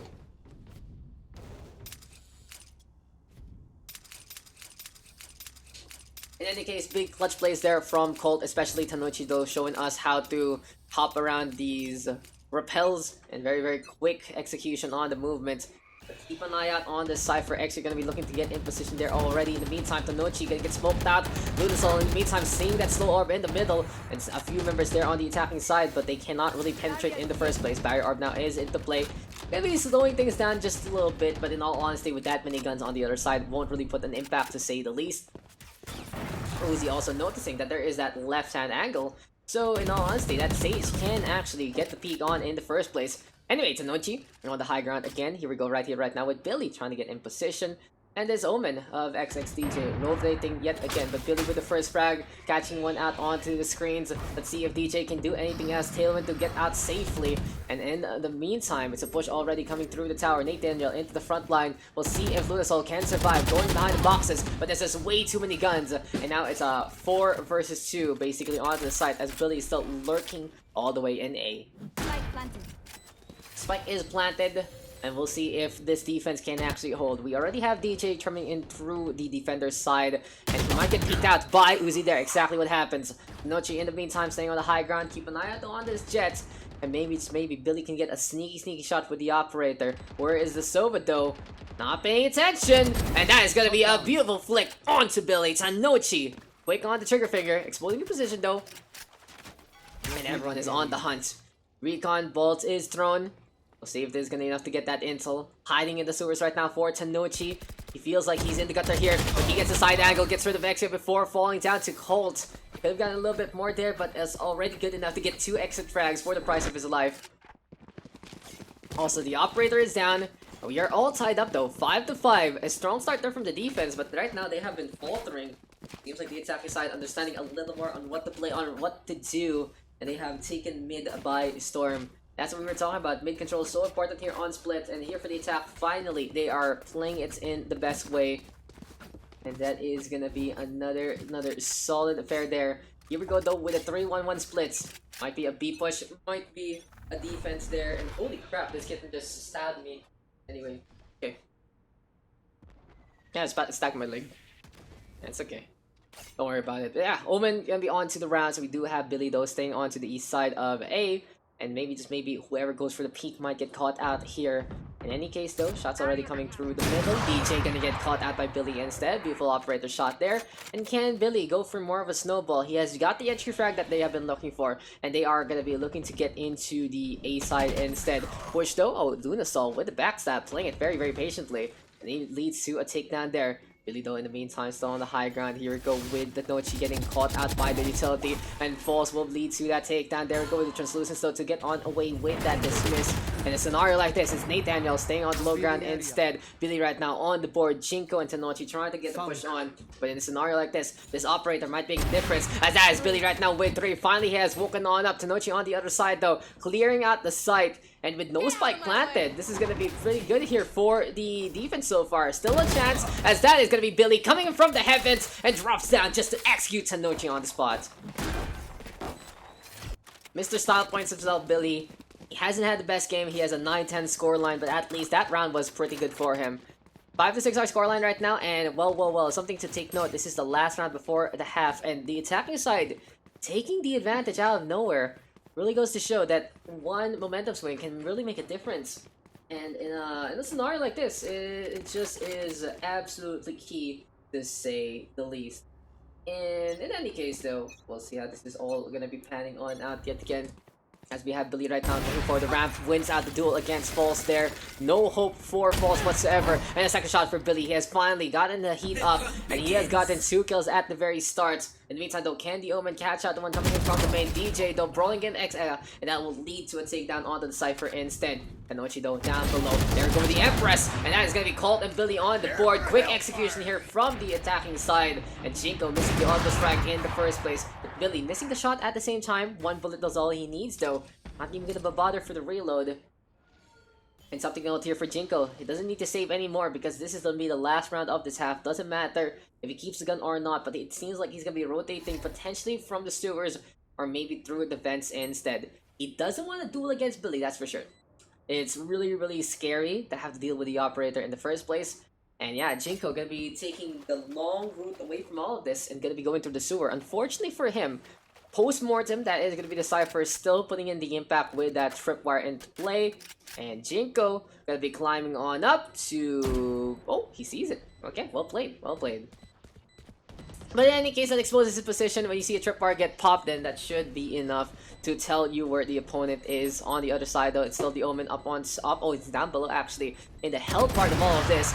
And that is going to be Billy yoinking that kill out of nowhere. Jinko will fall to the hand of the operator. 4 frags on the board for our Jet. And at the very least, Billy has woken up, and we are going to be swapping sides with XXDJ on the attack and Jumpshot now on defense. The kitty cat. Kitty cat is just roaming around the house as much as possible, and it's trying to understand its life. But right now, what I understand from Team Jumpshot is they have gotten the momentum, and they are looking really, really good to get the push on yet again. In any case, though, we'll see if it's gonna be enough, as we already have Uzi thing onto the A side. It is going to be a pretty scattered defense actually here for Team Jumpshot. And looking at how they wanted to play earlier on the offense, they do want to go for 1v1s. They all want to be heroes in this scenario. But unfortunately for them, they might get just manhandled by the numbers advantage here from the attacking side of Lunasol and the rest of the crew coming in through mid. So here we go again. Another brawl, another fight. Pistols are out. This is our first round for this second half. And in a scenario like this, it is going to be time for Colt to stay onto the west side. Meantime, Daniel going to be into the brawl. Already catching at Lunasol there. That is going to be that Lear set up to get the blind on. But Colt with a pretty good wall to really slow things down. Coming from behind, Billy already with the flank. Gets one, gets two. He is just having the hot hand so far. Jinko right now the only survivor as he sees Falls just die in front of him. And a molly to get the zone on. Shots not keeping on coming. Billy going to get dinged this time, exposing his position. And jumping headshots yet again. That is all I want to see. The jumping right click from the classic. For Billy, he's a little too eager to go for those bullets. He exposes his position so many times, and it's just basically a wall hack by that point. Easy shot to get the connection. Here we go though with some buys, and interesting enough, Billy is gonna be going for the Vandal very early into this one. Goes into light armor, and an investment on the Vandal for round number 2 means that you are looking to survive, so you can keep that gun for round number 3, because if you die, you're gonna be pretty much in a hole, to say the least. Are they asleep? Asian players be so sweaty. You haven't seen the worst of it, especially the Korean scene. But hey, we'll be moving into this one yet again. It's time for the Sova of Tanochi to take points. They are trying to get another round back, but in the meantime, it is still going to be a tower defense here right now. Marshall though in the hands of Nathaniel, but Billy with the hotter hand gets 2 kills, and Colt going to get on the board as well. He can yoink that gun away from the corpse of Billy. He's going for the spray, going for the slow, making sure that he can get in position here, potentially get that Vandal on. Oh, it seems like it is going to be the Cypher instead, picking that one up. There we go already with the barrier orb. It is for Jinko again versus the world. And he will be meeting the Omen in pitch combat very soon. Sees the gun though, and paid to lose. I wouldn't have seen that gun very, very quickly if it wasn't bright green. And Uzi, he has a gun, but the skin is cursed instead. Jinko in the meantime, gonna get caught out by Colt, but there you go guys. This is why you don't buy skins. This is why you don't spend $50 for a skin bundle, because you will just get caught because of how the color works. Hey, to lose. I honestly wouldn't see that quickly enough if that wasn't bright green. It was like the gray is like, oh, I saw something, and of course better players would see that. But like if you're more average, it's like, what the fuck is that green thing? So there you go. There you go. Give them no ground. pay to lose. Claire. Kitty. Okay, whatever. Anyway, where are we? The defense, another victory. Oh my god, false! This guy! Big balls. It's okay. And Tanochi gonna get on the board as well. I'm just gonna ask you what you want to eat. I do want to order food while casting all of this. But in the meantime, here we go to push Jinko. It's coming in from the garage. Any suggestions from the chat on what we should order for today's mid-afternoon snackums? As Exia sets up that Cypher cage again. There we go with the Omen though. And hey, DJ, pay attention. You're getting shot from the side, and apparently bullets don't phase him. And oh my god, what a firing squad here from the attack side. But they take it on the board. Tanochi gonna get that trade on over. And it's not 2v1. Lunasol having his Phantom in the hands of himself, of course. Billy in the meantime, Vandal into play. All the abilities still useful. And we'll see if Billy can get the angle on. Sees out the Sage. Very awkward shots, but at least he wins. That was like not clean. Clean but not clean, you know? Sometimes you go for a scrub, but there's still a little bit of a stain. And that wasn't really too good to look at, but hey, results do matter. And Billy with a clutch there. 10-5 our scoreline. And Team Jumpshot is just running away with it as much as possible. Fries. Potato corner. That's a good suggestion, honestly. Potato corner. Or maybe taters or something like that. I'll think about it. That's a good start. That's a good initiation. Maybe we can build into more foods later. Where is foods? You might be able to give me a proper suggestion, but so far so good for the defense. It really just goes to show here for Billy and the rest of the crew here for Team Jumpshot that they are doing all they can and more. And here on the defense, they understand it a little better, especially if they're going for these 1v1. The False this time wins it out. Uzi does go for the paranoia play, and he has to get the hell out of there because he gets paranoia back. DJ though cannot push. There is the slow orb there, unfortunately from his own teammate. So that's kind of it. That's kind of it for that 8 push. They go all the way back to mid instead. They want to go for potential B, but I do like the fact since they have a Cypher, they are playing that standard Cypher on B side. Those strip bars are just so instrumental to really bother these approaches in the first place. And so you guys are saying potato corner, milk tea, as well as pasta. Those are good suggestions. Hey Claire, pay attention to the chat as it's not time to pay attention to Exia. He is gonna have to be the stalwart here. He has to be the sentinel in a scenario like this. And there is gonna be the orbital strike already clear out heaven. Here we go with the Cypher Cage though, and Lunasol immediately getting that takedown. No survivability there for Exia whatsoever. It's not gonna happen. Colt now forced back on off because of that slow orbit again. And in the meantime, it's Nathaniel and Uzi trying to get in position. Nathaniel though, up on heaven after that orbital strike. Will get hit by that bolt right there. Going for the push. Nathaniel even taking rid of Tenochi. Doesn't really care. But that Devore is just not going to be enough in the face of all those bullets. Uzi though, catching out another one. DJ going to be hanging on back. Will meet Colt instead. Garage defensive for Jinko, but he has to get the angle. And he does it. It doesn't matter by this point. It is going to be Colt sticking it as much as possible. And that's a problem with defending Garage when you don't have that clear sight line, because that is just way too far off to get the run on by. Colt instead holds the line, sticks it, even gets the kill. And we are now 2 away from a victory here for Team Jumpshot. What potato corner flavor do you like? I like barbecue and cheese. I also like spicy barbecue and, well, spicy cheese. Sour cream is okay for me. It's my least favorite, but it's still good. I think that's it. I like potato corner. Okay. What else do you like, Claire? I want chili barbecue and cheese. Why don't you order then? Oh my god, this moderator. But oh my god, okay, where are we? Back into the game. Billy decided to go for his Tailwind antics with Blade Storm. Will not get really much done there. Lunasoldo in the meantime with the Resurrection bringing falls back, and it seems like it is going to be an 8 engage that the defense is happy to go fight for.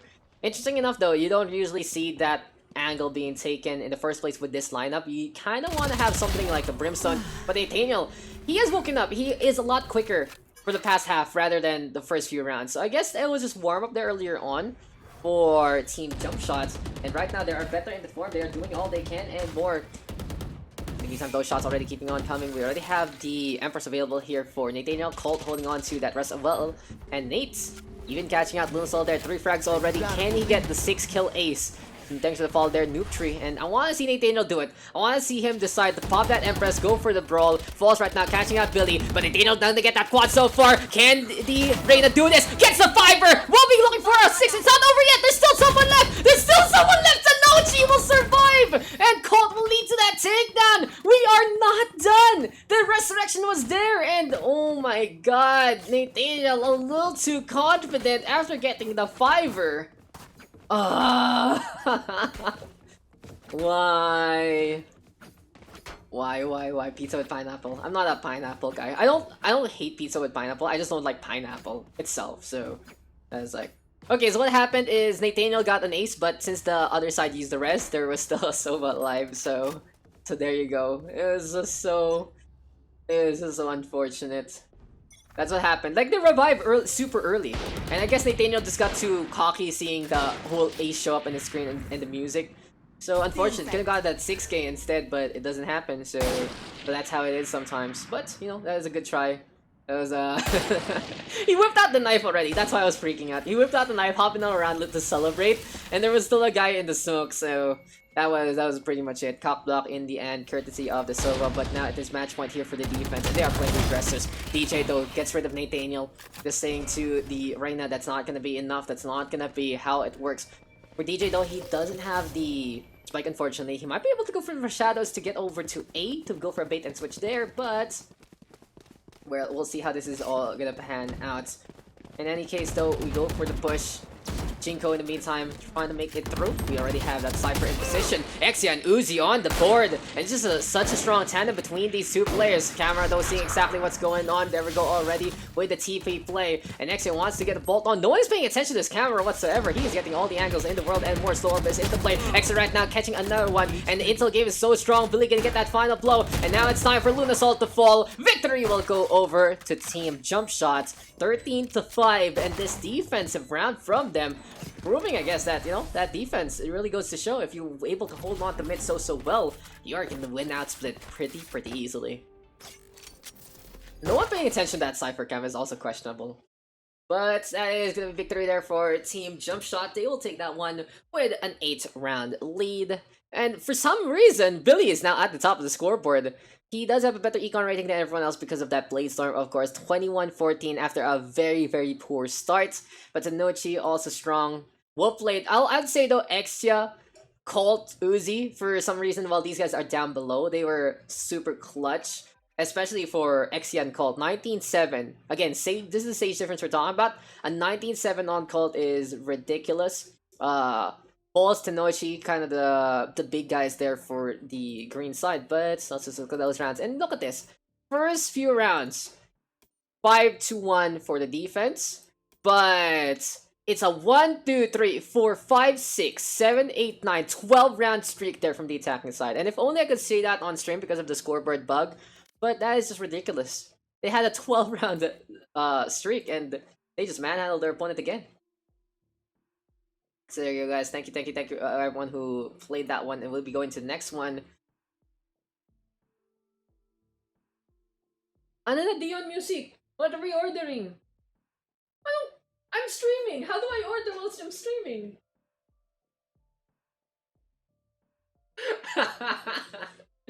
Hey! Stop chatting in the chat and actually order something. Thanks guys that you're all loving the haircuts. Okay, who's next? Our admins are gonna get on it.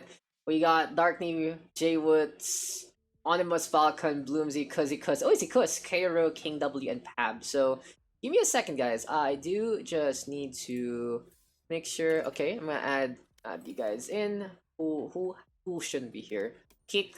So this is open party again. If you guys need to add me, just add me up. My tag is in the Discord itself. It's Daks3069. So no worries whatsoever. Nice emotes, by the way. If you guys want to sub to Dio music.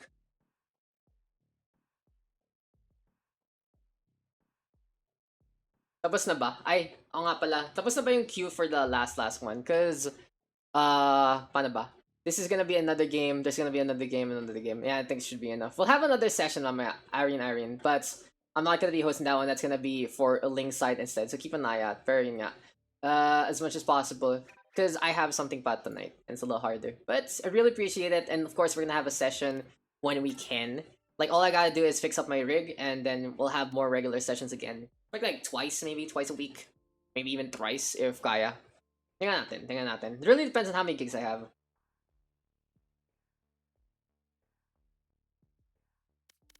Okay, guys, just hop on in, okay? Just hop into the channel, into the lobby. If you guys do need help, maybe one of our mods can actually ferry people in. Uy, dali ka nga rito. What are we ordering? I'm hungry. And where is there a random Chips Ahoy cereal again on the table? Oh. Okay. So this is our domestic life, guys, basically. Just hiding from the cam. This isn't Brab, this is my channel. What do I do with this? Okay. So this is your, post match content. Since there's nothing really to talk about since it's bugs, we're just gonna order food. And at least it makes a more human. Okay. Why are we doing potato quarter plus nacho bimbi? You know it's more expensive, right? No, I just want queso. Okay. Where are the sizes? Why is there also Serenity? I know, right? I'm very confused. It's there. You gotta. Okay. Then let's get our usual. Our terra cheese spicy barbecue. And then whatever frito things and whatever we're getting. So paano na ba? Okay. Just flavors. Pick one. Pick one. I guess you can mag-note ka na lang.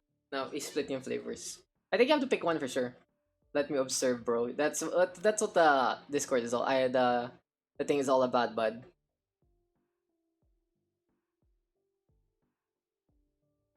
Don't worry, Aryan. We'll still have a session later on. If you can hop in time, it's okay. Because we do need the observer slot from time to time, just in case we have someone else. And you know the odds aren't for getting a co-caster, but I do keep that slot just in case for other things. Really, I hope you understand. But you know, we'll go on Joseph by request if we can. Where is Joseph anyway? I have no idea who Joseph here is, guys. Are the team set? Okay. What's this? Want a co-caster? Sige nga, alika rito, Billy. Literally 200 plus. And alika rito. See, Billy's gonna join. Come here, Billy. Come here, tara. It's been a while since we casted together. Okay. We can't do split again. We just did split. Hey, we can't do split again. We just did split. What the fuck? Guys. This is Mini-PUGS. So, no 2 maps in a row. So, pick another one. No, we just did split. Can I add you search? Just add me, guys. Where is Mr. Billy? I have to drag you, no? Oh, I have to drag you. Or I can just give you caster roll, I guess. For now, I'm lazy. Where are you? What channel are you in, Billy? Billy, what channel are you in? Where the fuck are you? I can't find you. Billy. Come on, I'm just gonna tag you. So I can actually do this instead. Caster. Now you should be able to hop in. Ascent. Sige. And our team names, even though it's not gonna make sense anymore, it's Split Sucks on one side and other games. Now you can move. Oh, it's a Billy. Hello, Billy. What's up? What's up? So, what did I just see from you? What a piss poor start, but then you suddenly became top I fragger. woke up on the wrong side of the bed. And then you found yourself on the right side. Yes, But how sir. did you guys do a 12 win streak? Like, to get proper content, how the hell did you guys go for a 12 round win streak? How did that even happen? Honestly, I don't like.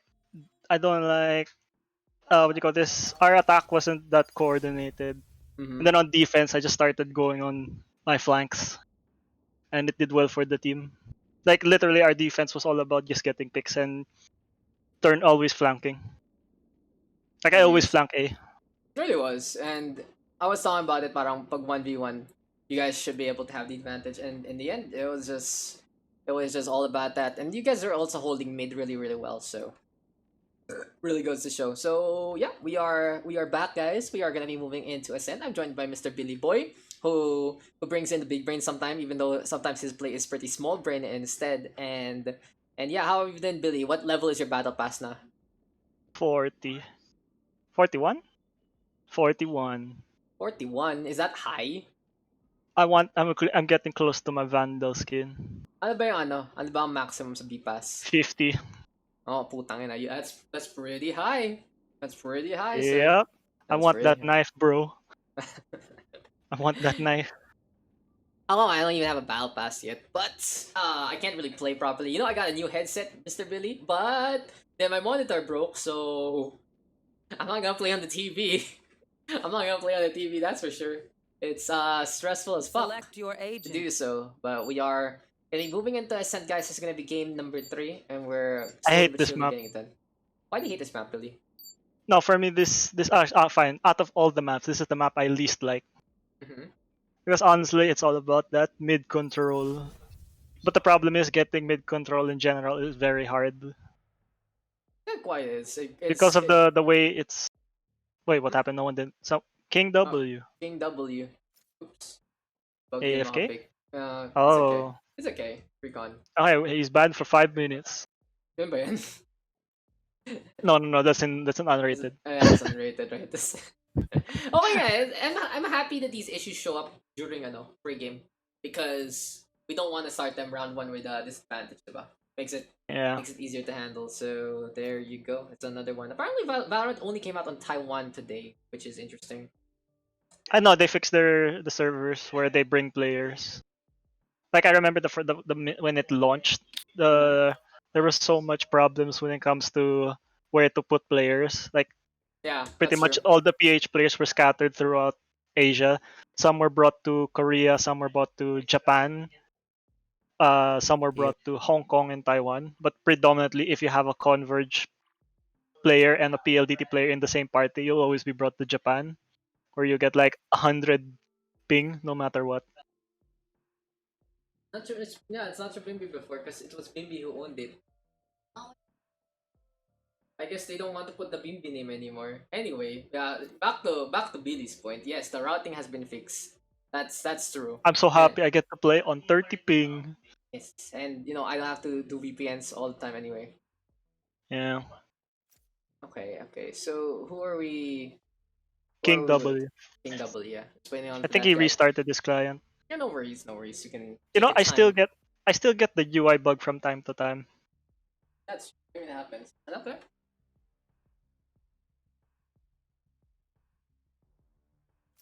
Oh really? No, or the one that has the combo. You can just give the fries to.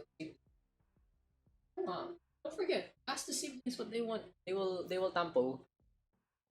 So we're trying to order potato corner, nacho bimbi, nacho mucho, guys. The fancier potato corner in a way. Nacho Libre? Nacho Libre. That's a good movie. Oink. Hello.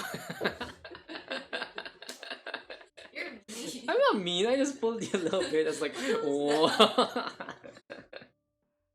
So why is everyone using the dog now, Billy?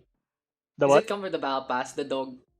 Yes, it comes with the battle pass. Ah, that's cute. That's cute. So tama, pay to win. Yan yung pay to win, guys. Yan yung pay to win. You get it at a very low tier too. Like you get it at mid tier when you hit like battle pass level 30. Nice. So I was waiting on. Hopefully, King can come in like in the next 5 He has been minutes. dethroned by his queen. Yeah, I mean he's here.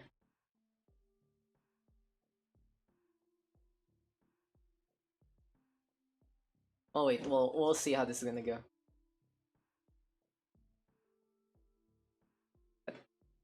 What's happening? Why is my Streamlabs not updated?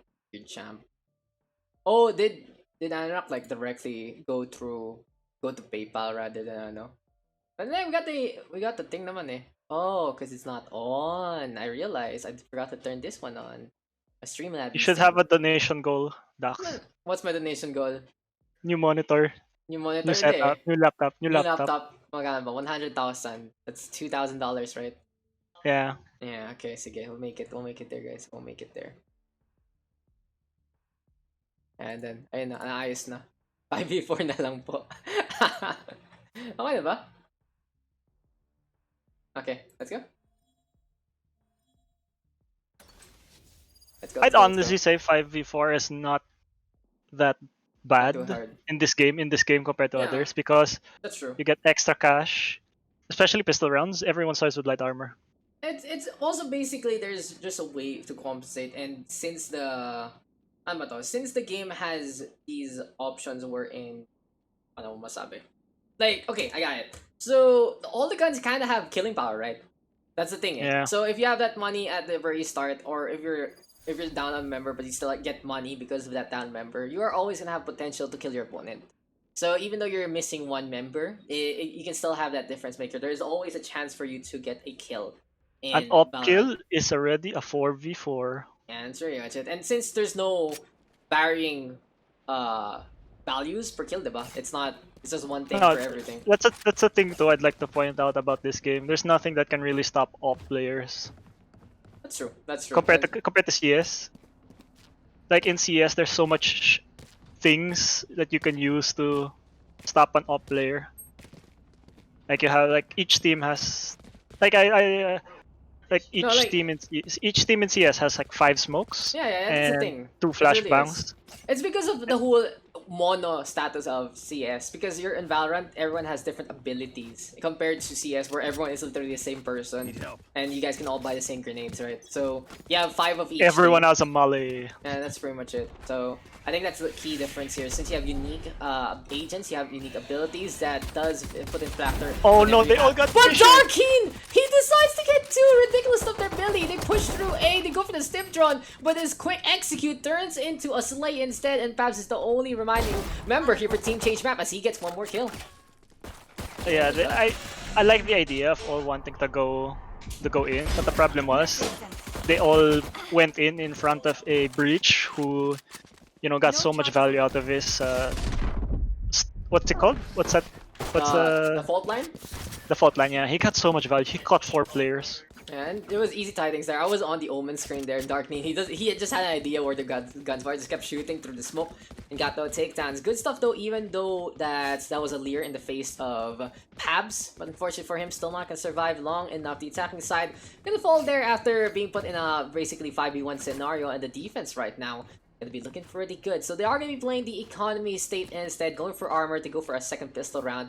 And what is the difference, Billy, when you buy in the second round compared to when you save and just buy armor instead?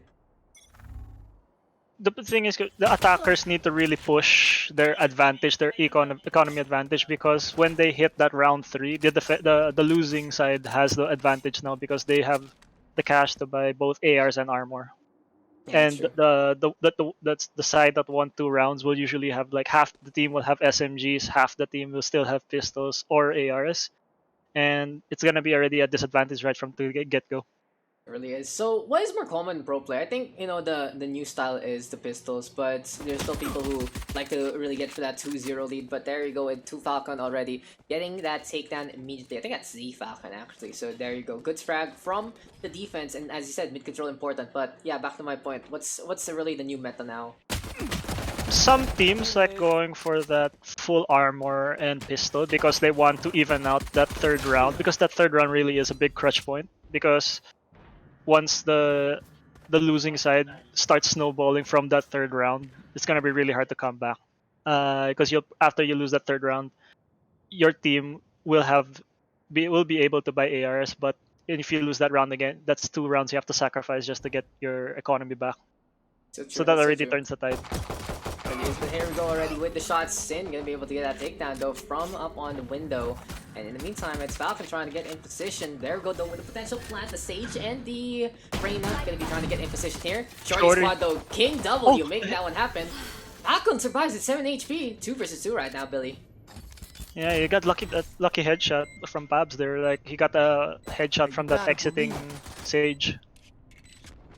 Thank you for the follow there to Spoiled King as here we go yet again, but T Falcon ready with the tag on down. Going down below, Jay Woods will not be able to survive there, but Z Falcon actually going for the wall, and we'll see if the other Sage can bust it down in time. Decides to not stick that plant, but that defuse rather, but at least Z Falcon gets the kill. I really wish he just stuck it though to put. No, he would have died. He would have died? I think he was on the left side. I think it was fine, honestly. He would have died, but he would get the defuse. And I saw also the pathing of Z Falcon. I think like if he stuck it, he would have gotten it, but I think he would have died. Yeah, he would have died. But hey, sometimes doing that is a little bit more funny compared to anything else. There's nothing really to lose except that goes. But yeah. That's my preference. I think that's my preference. I did like the fact that he did get the kill also. It's just a little more parang salt in the wound when you defuse and someone is still alive that can actually make it. A little bit of the big balls. Big balls, yeah. 2-0 though lead already for team split sets. And the thing is, it was supposed to be split, but I said no, we just did split. And so the team names don't really make sense anymore as we are on Ascent instead. There we go, the Orb getting taken down by Plunsy. It's 5 kills there for PUGS though. He's up on top. 8 push potentially. A little bit of mid-control courtesy of Kuz. And for Kuz, he's a brother of a dear friend of mine, and I really support whatever he's doing. Let's see if Mr. Kuz still has gotten better at the games he plays, as he's gonna be taking the lead with double smokes already. Big balls set up onto the ramp. I'm surprised none of the defenders take Cubby, because Cubby is very important. Like you always need to have someone in both Cubby and mid, because you can't give away mid control that easily, and because of that, they got an easy attack push in to A. Yeah, it's the retake now. It's the retake game here for the defense instead. They'd have to figure things out. Stimbeacon though gonna be set on the Onimus trying to get in position. Darkly trying to go for a little bit more of a brawl, but the smokes right now littering through the battlefield, and that is gonna be Cairo on the board. Kusikas and PUGS with the final blows, and that is exactly what we were talking about. You give it that point easily, that is gonna be leading to more and more takedowns, and the attacking side finally gets a point back with a very, very good execution. Yeah, so now the defenders really have to go eco, because none of them can full buy at this point. And yeah, even if the attacking side loses, they will still have cash for the next round to full buy.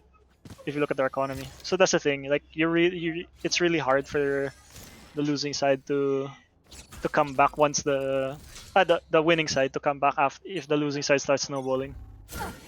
Really is. But here we go. This time the attacking side gonna be looking for that mid control, Mr. Billy. And here on Ascent, it's a very, very long mid to say the least, and it does have a little bit of that cubby action that we like so much that it does give a little bit of flank instead. But PUGS winning that one out again. PUGS is on 7 kills right now. He's doing all he can and more in this game to really bring his team to Entry the forefront. frag Sage, I love it. Entry frag Sage. I think it's really risky, but if your best player really is the Sage and they're confident enough to do that 1v1, then you can really go long with it. We got Jaiwatsi though. By playing that classic, it's gonna be the defense playing the econ instead. And this is what we were talking about, I guess. On that last round, they lost it out. They didn't really have enough now to buy for this 4th round. And overall, this should be advantage here for the attacking side of Change Map, because they can really just push wherever they want and more with bigger guns. Yeah, wait, I'd also like to talk about, like, Riot has been talking about nerfing Sage to the point they don't, because right now what people do is they put like their best fragger on Sage because she has that self-heal and heal others and the res. So what they plan on doing, I've heard, is like they're going to try and they might actually remove the self-heal part of Sage so she can only heal allies. That's interesting. That's the one way to go about it, because they've been trying to nerf Sage to oblivion, and that's I think it's like the Riot philosophy in a way. They do that quite a lot. They're trying, when they have something too OP, they slowly but surely nerf it as much They as do that possible. in League a lot. They do in League a lot. That's just how their design philosophy is. But PUGS gonna be going all the way onto the wine side. Here we go right now. It's in quite low. Darkney cannot push through the molly, and might be a little bit of a suicide run here for the defense. They only have these pistols. Maybe they can join a few guns here and there. But we'll keep an eye on Darkney. Pops out Paranoia. Sees a leg already. Trying to go for the shots. Gets a little bit of blood in action. And Knife is out. But King W will be able to sustain. Kyra taking that same angle from before. Here comes Jaiwatsi though. Does get rid of King W. But in the end, another successful attack. This time go with a gun advantage. But the same old execute onto A. Smokes everywhere. And they are just going to be able to litter the battlefield with the corpses of the opposition. And right now, the defenders really need this win because the attacking side is about to hit their max cash. This is a nice spot. Like 3 players are about to hit max cash, Goes there. and even if the attacking side starts losing, they will always have cash to buy ARs at this point. Yeah, 2-2-2 Like they- almost going on. This should do. Yeah, they really can't afford to lose. The defending side, I mean. And it really is. When you put in a econ state and you don't win anything, you are just gonna get snowballed to impunity. And you have to basically give 2 rounds for the price of 1, in a way, because of just not having enough guns for the next round. So we'll see though if it's gonna be enough. I believe though for J Falcon, at least he'll be able to have a gun in the future. So a little bit of mid control here for Darkney, but this is such a safe angle to the point that there is really no staying power, and in terms of mid, it is just going to be free reign here for the attacking side to go anywhere they want, especially that cubby to transition into A from the gardens. Yeah, I'd really like to see either the Omen or the Breach, because right now they're both playing the same sight lines, and if they're not going to use that man advantage by going aggressive, they really need to put someone in cubby. Like right now, look at the Sage. The Sage's sight line is really bad. I mean, it's given that she chose to buy Spectre for some reason, even though she has enough to buy an AR. But you know, I'd really like to see someone inside that cubby. Yeah, and there we go with a potential concuss. In the meantime, we do have the Sage of J Falcon holding on to the window. I think they're just really giving it up to try and bait things out, but I really feel this is so much positioning they're giving. Jaiwatsi right now playing the long angle, gets leered on away already. That is going to be good wall bounce here and there. Smokes down, gonna be dropped. Wall is there as well. Quick execution though from both the defense and the attack, and so it really feels like this is something that the attacking side really understands how to do in so many ways. And the defenders keep attacking from the same angles. They keep going through heaven, and no one goes on a flank, even though there are like 5 players right now. And what's gonna happen now is, unless they can win mechanically, they're gonna be funneled into one area one at a time. But Sin finally looking for the snowball, goes for the invisibility to get on through down below Resurrection in order. Pabstel will get that takedown, but it's Sin with the extra fire rate. He gets 4 so far. Wide side right now, it's an ace here for Sin, and that is all he needs to do. When you pop that Empress and get the first kill, you are a pain train looking to roll on over everyone and anyone, and Sin is gonna be a city right here right now. He will be able to just defend that one with a beautiful ace to begin with. Yeah, Reyna's one of those, is that duelist wherein it's feast or famine, and what she did right now was feast on everyone. The Vor Like, being strong, if you're playing Reyna and you're not that skilled mechanically, it would have been better that to pretty much pick like a Brimstone or a Breach, because you have better utility compared to Reyna, wherein she's very reliant on those kills. those chain kills actually to make sure that she actually still remains relevant throughout the match. And Lear is such a good ability. That's all I gotta say too. Lear is It has 100 HP. it's ridiculous also because it doesn't blind anyone on your team. Yeah. Yeah. Like you can literally throw it and your team will push, and It's you know free. they have to focus that ball first.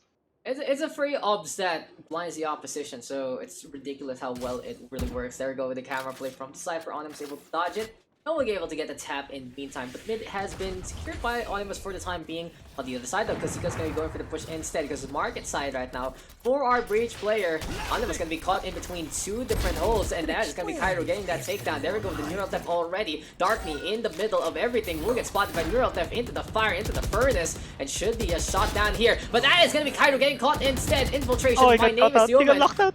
He locked the door. He is gonna be looking to hold the line. It's like one of those zombie movies, mate. But cuz showing on up, even though he's been locked out of heaven, he is gonna be still sticking on to market instead. Darkning right now holding that angle. Potential 1v1s on both sides of the door, and hold the door right here right now. There you go with the smoke with the operator shot doesn't connect. Cuz trying to go for the fight against Sin, but then it's still the arena with the advantage. Darkning right now with a very questionable shrouded step gets caught out in the open.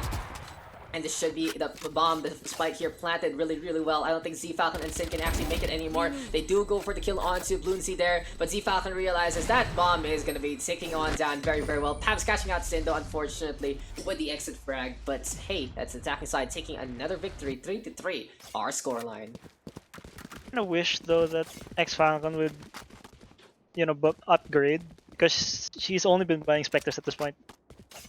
Because I think he's one of those players who prefers the Spectre. Don't get me wrong, it's a good gun, but It's a good gun. once you're in those long range battles, you really don't want to be holding a Spectre when you're playing against a Phantom from like over 40 meters or 20 meters. Yeah, or even a Vandal. It's just even scarier, in all honesty. Yeah. But hey, that's how it is sometimes, and if you are danger close, you are going to be able to play that one out. There's some players who are just comfortable at it. Bats for the first frag catches out Sin. Beautiful stuff there from the Sage, and with 11 kills, he is really topping the food chart right here, right now. In the meantime, Kozika's trying to play that middle yet again. Can it actually lead to anything? It's a little bit of a hop, skip, a jump. B push going to be in order. But we'll see right now who can get the frag first. Will it be Paz? Will it be Kozika's? Paz missing the shot though, slower into play. And right here, right now, Z-Falcon holding on to the market. The defense trying to use utility to slow things down on the other side. Yeah, this is gonna be a very difficult defense because they have an op, and playing against an op is very scary, especially if you put it in the hands of someone who's very good at those one taps and flicks. There it is. And hey, we'll keep an eye out on Pabs. He is looking They're gonna scared with res. his I think they're operator. gonna res. They might want to go for the resurrection. The wall is there though to slow things down, and by this point in time, they Oh, he might walled need off the to body. execute. They might need to execute. Oh yeah, it seems like that's the case. It's unfortunate. They didn't really know exactly I think they're what. fully committing on B. They have to by this point. They only have 35 seconds left, and with the wall in the way, they aren't going to be able to transition anywhere else but this side. So Jai would see Stinger in hand here, Billy. Best gun, as some would say. The Worst Omen gun, and as the some Breach would are say. taking a while. Yeah, they're not rotating. It's true, and it's a free push onto B. Okay, no, the defense keeps it up, and they're gonna go for the retake value instead. Darkning though in the meantime, doesn't know. literally behind the Cypher. He doesn't know, Billy, but Cairo will be able to get that kill as Bloomsy is the one caught out instead. Onimus right now with the Rolling Thunder after 3 frags come on over. Beautifully done by the Cypher, but that's King W with the Empress surviving yet again. The attacker side with the victory, and I really question that the defense of Team Split Sucks just gives up the point so many times. Thing like, as when you're a defender, you need to realize if you have to pay attention to the time. Like when it's 30 seconds and no one's in your sight, and you hear gunshots on the other side, you need to know that they will not have time to rotate to your side, and you have to rotate to the other one. Like when it was 30 seconds left, the Omen and the Breach still did not rotate to B, even though they heard gunshots and utilities being used. The moment that you see no one coming your side, you just gotta go, right? You just gotta go. Scattered approach though from the attacking side. It is gonna be interesting that we have King W's Reina lurking onto the A side, trying to anticipate any kind of push, but so far, it hasn't really been the show here from Sin and the rest of the crew here on the defense. They are kind of on the half-buy situation. Spectre is a Bulldog as well as a Marshall compared to the Phantoms, the Vandal, and the Operator. The advantage here for the attacking side if they just commit on it and play it pretty well, especially as well. If King W finds anyone lurking here, anyone pushing through here, at least they'll be able to get a free takedown to secure them an A push. What I've noticed is the way the defenders win, honestly, is because through raw mechanical skill. Because when it comes to attacking, the attacking side has been doing very, very good. And the only reason why the defenders keep winning is because as they funnel in, they're just winning their 1v1s Yeah, it really compared is. to the attacking side. I think tactically they're kind of poor, but in terms of mechanics, especially for Sin, he's especially that ace earlier on, really putting on the impact. Bluesy though trying to play that long range, won't be able to get enough. Kazika still in the meantime, as well as Jai trading blows, and at the very least, we already see the spike down onto the side. Gusto, Jai, do it. and so can he actually get it done? Zia Falcon with the trade though. There we go with the Phoenix. Bluesy will lead to that takedown. For now, market being defended. It's time for the two of these Reynas to see each other past the Resurrection direction. And Z Falcon now versus the world. 1 versus 3 in this scenario. Kills coming from every single side. And here on B, everyone playing in the behind. It should be a save, because now, with the fact that the defense doesn't have their Brimstone available, it is very easy tidings for Bluesy to take into the boathouse instead. And in a scenario like this, Z Falcon has to really take the angle that's proper, that can give him the advantage, but in a scenario like this, I don't think it's going to pan out whatsoever. Sure, the Cypher isn't going to be able to defend behind him, but at the very least, there's everyone else keeping an eye out. And at the very least here for Z Falcon, it's all about going for the exit frags instead. He's waiting for the timer to tick on down. Z Falcon already getting in position, sees the targets, gets rid of one already. 3 goes on the board. Can he actually get the ace for the exit? He wants to go for the Phoenix. Does it get so? And one more for the ace for good measure. But in this instance, it's Baz backing on out instead. Not bad though. Quad feed is always good to see. The attacking side, another good execute. And it's same problem. Giving up the site too easily. That is just not gonna pan out for Team Split Sucks against Change Map. The Brimstone had a great position, to be honest, but I think the problem was his gun was not the best, the most optimal for his angle. Plus, he also did not really use his smokes and ult to his advantage, as well as the molly. Because if he mollied that alleyway, because he saw the wall, they pretty much walled off the the mid link. The market side. They walled it off. And if he ult the area where the wall is, I think he could have just caught 2 or 3 people. Yeah, potentially. Out But the there we open. go. Oh, wow. King W actually getting that first frag on the board. Dark Knee meantime just gonna hang out back. Feels like Kosika's gonna get that takedown. Peak is there though. Come on, Dark Knee. Just a little bit more. Just play the aggressor right now. You saw that gun already paid to lose yet again. But okay. Wait, chill. He's letting this happen. Yes. He's letting Good, this good. happen. There we Sneaky go. peeky. Patience is a virtue apparently, and Darkney has proven to me that he can get 2 for the price of none with that beautiful blade there. If the Phoenix doesn't check that corner, it's easy tidings whatsoever. The operator is down, the spike has been fallen as well, and even though we have our Phoenix already in position there, it still isn't gonna be enough. But as I say that, Kazikus gets that takedown. Still gonna be 2 versus 3 in a scenario like this. Can see Falcon and Jai actually rotate accordingly. Orbital Strike is available, and I feel like this Brimstone is trying to go for the bait and switch. Resurrection though coming on through. There we go with the Reyna right now, getting caught out in the open. And here comes the Hellfire, here comes the target. And that's gonna be Kazikus getting cooked up into an instant. And this is what I'm talking about, Billy. This is what I was talking about. If you have that Brimstone of Live and you're going for a beat take, you have to be very careful. And that Orbital Strike cooking up that poor Brimstone in the first place. Speaking of the cook up, Bloons, he cannot heal against the opposing fire. There we go again, Onimus with the push. And you have to kill this Brimstone if you want to push B. That's pretty much it. That is the moral of this story. I feel like Kuzikus should not have stuck that plant. He could have just let go and stay alive, because as much as possible, you really don't want to be a 1v3 on site. Because if you're gonna be 1v3, the only time it would be good is for that one player to be offsite. So you can get in a flank and get 1 free kill, potentially making it a 2v1. It's better than a 1v3. It's ridiculous. But, you know, the Brimstone difference, it really is all about that. And hey, having that utility is something we were talking about earlier on. Not everyone has smokes, not everyone has grenades, that kind of thing. But with the Brimstone, it's a pretty full package. And right now, he's defending that long angle again. Still, though, it's a lot of space being given here for the attacking side. But unfortunately for them, they haven't really been able to use the space that they have been given to the best degree, except on those amazing A takes. Yeah, I agree. And I feel like they should really start going back to A, because I think A is pretty much their bread and butter. Honestly, because the way the defenders are spread out, it should be an easy A push, to be honest. Because right now they haven't really mixed it up. It's always the same players on the same areas, and they don't they don't really mix it up. They don't swap player positions at all.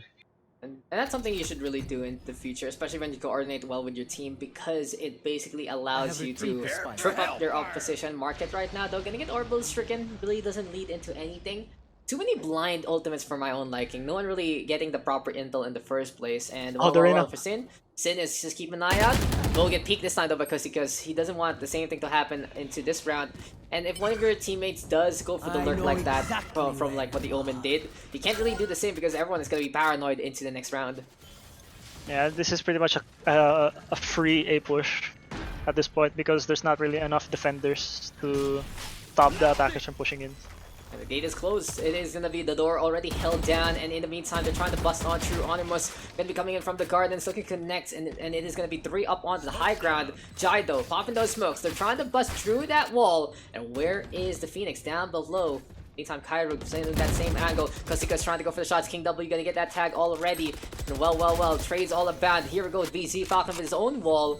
I really don't like this wall. It doesn't really do much in the first place. Shots now keeping on coming from to the high ground. But overall, this push shouldn't really work out for the defense. It's just a little too hard to take back that spike. It's gonna really explode. And every single time the attacking side is set up on A, they just understand exactly how to set up and push the opposition out of that objective. I'd really like to see the attackers also post-plant to push their man advantage by having one of the 5 members flank. Because if you're just 5, if you're the complete team and you're all pretty much staring on point, that's really, I'd say, I mean, it's not bad to be honest, but it's not optimal. Because if you're 5 players focusing on pretty much 2 sight lines, you know, like what's the point? But what you're pretty much be doing at that point is just fighting over kills, rather than going on a flank hoping to get like 1 or 2 free kills so that you'll have even more of a man advantage. But you know, with the man advantage right now, Billy must be Sin. He has the Empress available, and he can really crown himself to be the queen of the jungle by this point in time. Especially after we saw the ace. Yas Queen slay! As we are going to be getting into another bout. Now, same old thing though. A side, B side, same old defenders. We have the breach in the middle. And this is exactly what you were talking about, mixing things up. 6-4 advantage over the attacking side, and they should have a handle on wherever everyone is by this point. I don't like the angle of mid, like the breach and the sage. Their angles are it's honestly, so, I'd say piss poor. It's so passive. Because the breach he'll only catch someone if they actually push mid. So, same with the sage. Hey, might happen though. At the cage, and Onimus will get that takedown. It seems like, you know, it's a monkey spot right there. Your wish has been granted in the worst way. And Onimus gonna get that kill before anything else. But yeah, the breach, I like the fault line there, but I'd like them to take that market instead so we can actually go for peaks rather than playing really passively. In the meantime though, as our Omen already going down immediately after the run back there courtesy of Bloonsy, is it gonna be up to Sin right now to lead the charge? Can he get that entry frag with the Empress? Will he actually pop this one? Pops the Leer instead. Sees no one really. It's not the longest duration, but wow, Empress in the face of adversity doesn't care. And unfortunately for Paps, never mind, he does get redemption and gets rid of the Reyna there. Kinda questionable. I really wish he did that out of cover so he can actually push at the initial bout, especially since he dodged that first bullet anyway. So highly unfortunate. Kairu though on the board again, and now it is gonna be the Brimstone versus the World. Good angle there taken by the Cypher, and yeah, that's just another secured push here for the attacking side. The defense has to stop giving up the point so easily. Kinda like what King did. Like, King went on the flank. I mean, he didn't get the kill, but because he went on the flank, the whole time the Brimstone was watching the backside, their backline, and it pretty much made... It singled out Z Falcon because Jai Woodsy was focused more on the potential flank of the Reyna. So that's the thing, like if you keep flanking, even if you don't get a kill, your presence being at the backline is going to jumble up the defense trying to retake, because instead of it being like 4 people trying to push in, there's always going to be 1 or 2 players watching the backside. Whoa, there we go again, and here we go for another bout. It's still Onimus right now, pulling out the mid. A little more aggression though, as I can see. It's the last round though. Darkney gonna be playing the judge of all the ratings, and we'll see how this is gonna pan out. 2-2-1, very dangerous for Onimus. He's gonna be by the Tamp Can't Sprint, and basically he'll be holding on to any mid transitions again. I kind of like to see him push with his ultimate, because he is one of those characters that can pretty much use all his abilities except for the flash and not be affected by it. Really is, and in the meantime, here we go again. Looks like a B push can be in order here from the Phoenix. Oh my god, it's time for the Odin here, but Cairo has run out of bullets. And they're trying to spray on through. I understand the reasoning that here on Ascent, especially on that B short, basically the B main, it just allows you to wall bang as much as possible to anyone hugging those walls. So if you have all those bullets, then you can eventually hit someone. Oh, if only he would ult. Rolling Thunder might be big here. But there we go with the wall setup though, I believe. And it is going to be a Cypher Cage as well. Sneaky peeky though. It seems like our Sage wants to get to the high ground. Pav's going to try to get rid of anyone here onto the side of the Cubby. I think he's gonna catch out Pabs. Maybe. Onimus is close to the Sage. It's getting warmer. He's getting warmer. Oh, no. He's ice cold though, not looking at the right direction. And Pavs will be able to get that taken instead. Sin though, it's time for him to start things off. But there is the Empress from King W instead. And it is going to be an 8 push yet again to remember. See Falcon on the high ground. Darkney right now teleporting to the wine side. Yeah, the shotgun though. But oh my god, Pabs coming in from the flank yet again, getting all he can and more. Z Falcon and Pabs. What the hell? Long range shotgun there from Darkney. Actually working out. Spike though has been planted. And 2 versus 2 right now. Will it actually pan out to begin with? Sages might be meeting here. Z Falcon gonna fall to the hand of Pabs yet again. And Darkney gonna be lurking on the inside of smoke. Never mind, can't even make it. And this is gonna be the side swaps already. 8-4 our scoreline and change map. Taking a pretty commanding lead into this one. I feel like I really think that the defenders should have allocated their players better. I mean, like maybe the breach was fine, I would say, but the Sage being in mid, not really peeking, not actually barely in mid, like just peeking the market side, being in, pretty much in spawn, at the start of the match should not have happened. It's just too passive. That's all I gotta say. It's just so passive there from that defense earlier on, and No, there's no know, information. There's no information, no regards by this. And in a scenario like this, such as how it pans out, how about sibling pump? Like if you look at the defenders now, this is how you should be playing as defense. Like looking at the side of Pabs and Co. Yeah, it really is. You know, guys, This is a very fast rotation though. Yeah, it is. So I was gonna say, if you guys are hearing like some of our conversations outside, it's a little hard for me to do the normal muting things on the fly. So that's just it. So don't mind us ordering potato corner. That's just happening right Order now. for me too. Order for you too. Sige, padala ko sa'yo, bes. But yeah, Thank Sin, you. it's an 8 push to remember again. So this time it's the attacking side looking to get things done here. They feel like they had a little bit of inspiration from the team of Change Map, and we'll see right now if Steve Splitsbox can actually make it through. There we go already with Daks Lear. Bloonsy though from above, he gets the burn. Hot hands with the pistol to boots, and that leads to 2 kills. The hot hands, bud. It really goes to show this Phoenix can be on tempo. The spike! And the spike has been dropped in the middle. Here we go, already the wall out! And the defense is trying to secure the spike that they can't really touch, but at least it is going to get walled on away. King W holding close. Can he actually catch up anyone who's trying to bust it down? There we go with the side angle. Doesn't really lead to a kill though. And 27 seconds left here for the attacking side. Can they get the push on? Will it be enough? That's going to be the real question here. It's a firing squad the minute they leave that smoke. Yes, it is. And it is going to be interesting enough. The attacking side wants to go for the push right here, right now. 3 versus 5. There is no chance whatsoever He can flash, to actually make it. They have to run for it. And I really think the hesitation again. It's another passive play here from the side on the left. And that is exactly all she wrote. Pat's going to get that takedown. And we are going to get the defense with a victory. Oh my god, getting knifed. Darkney executed. Not gonna survive.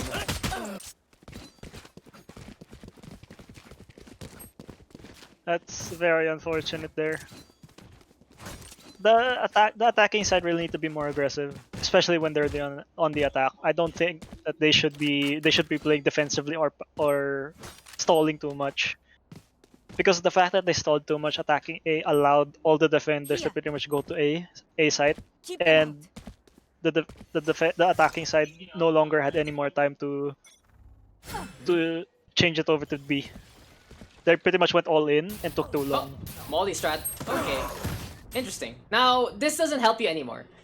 Like, okay, sure.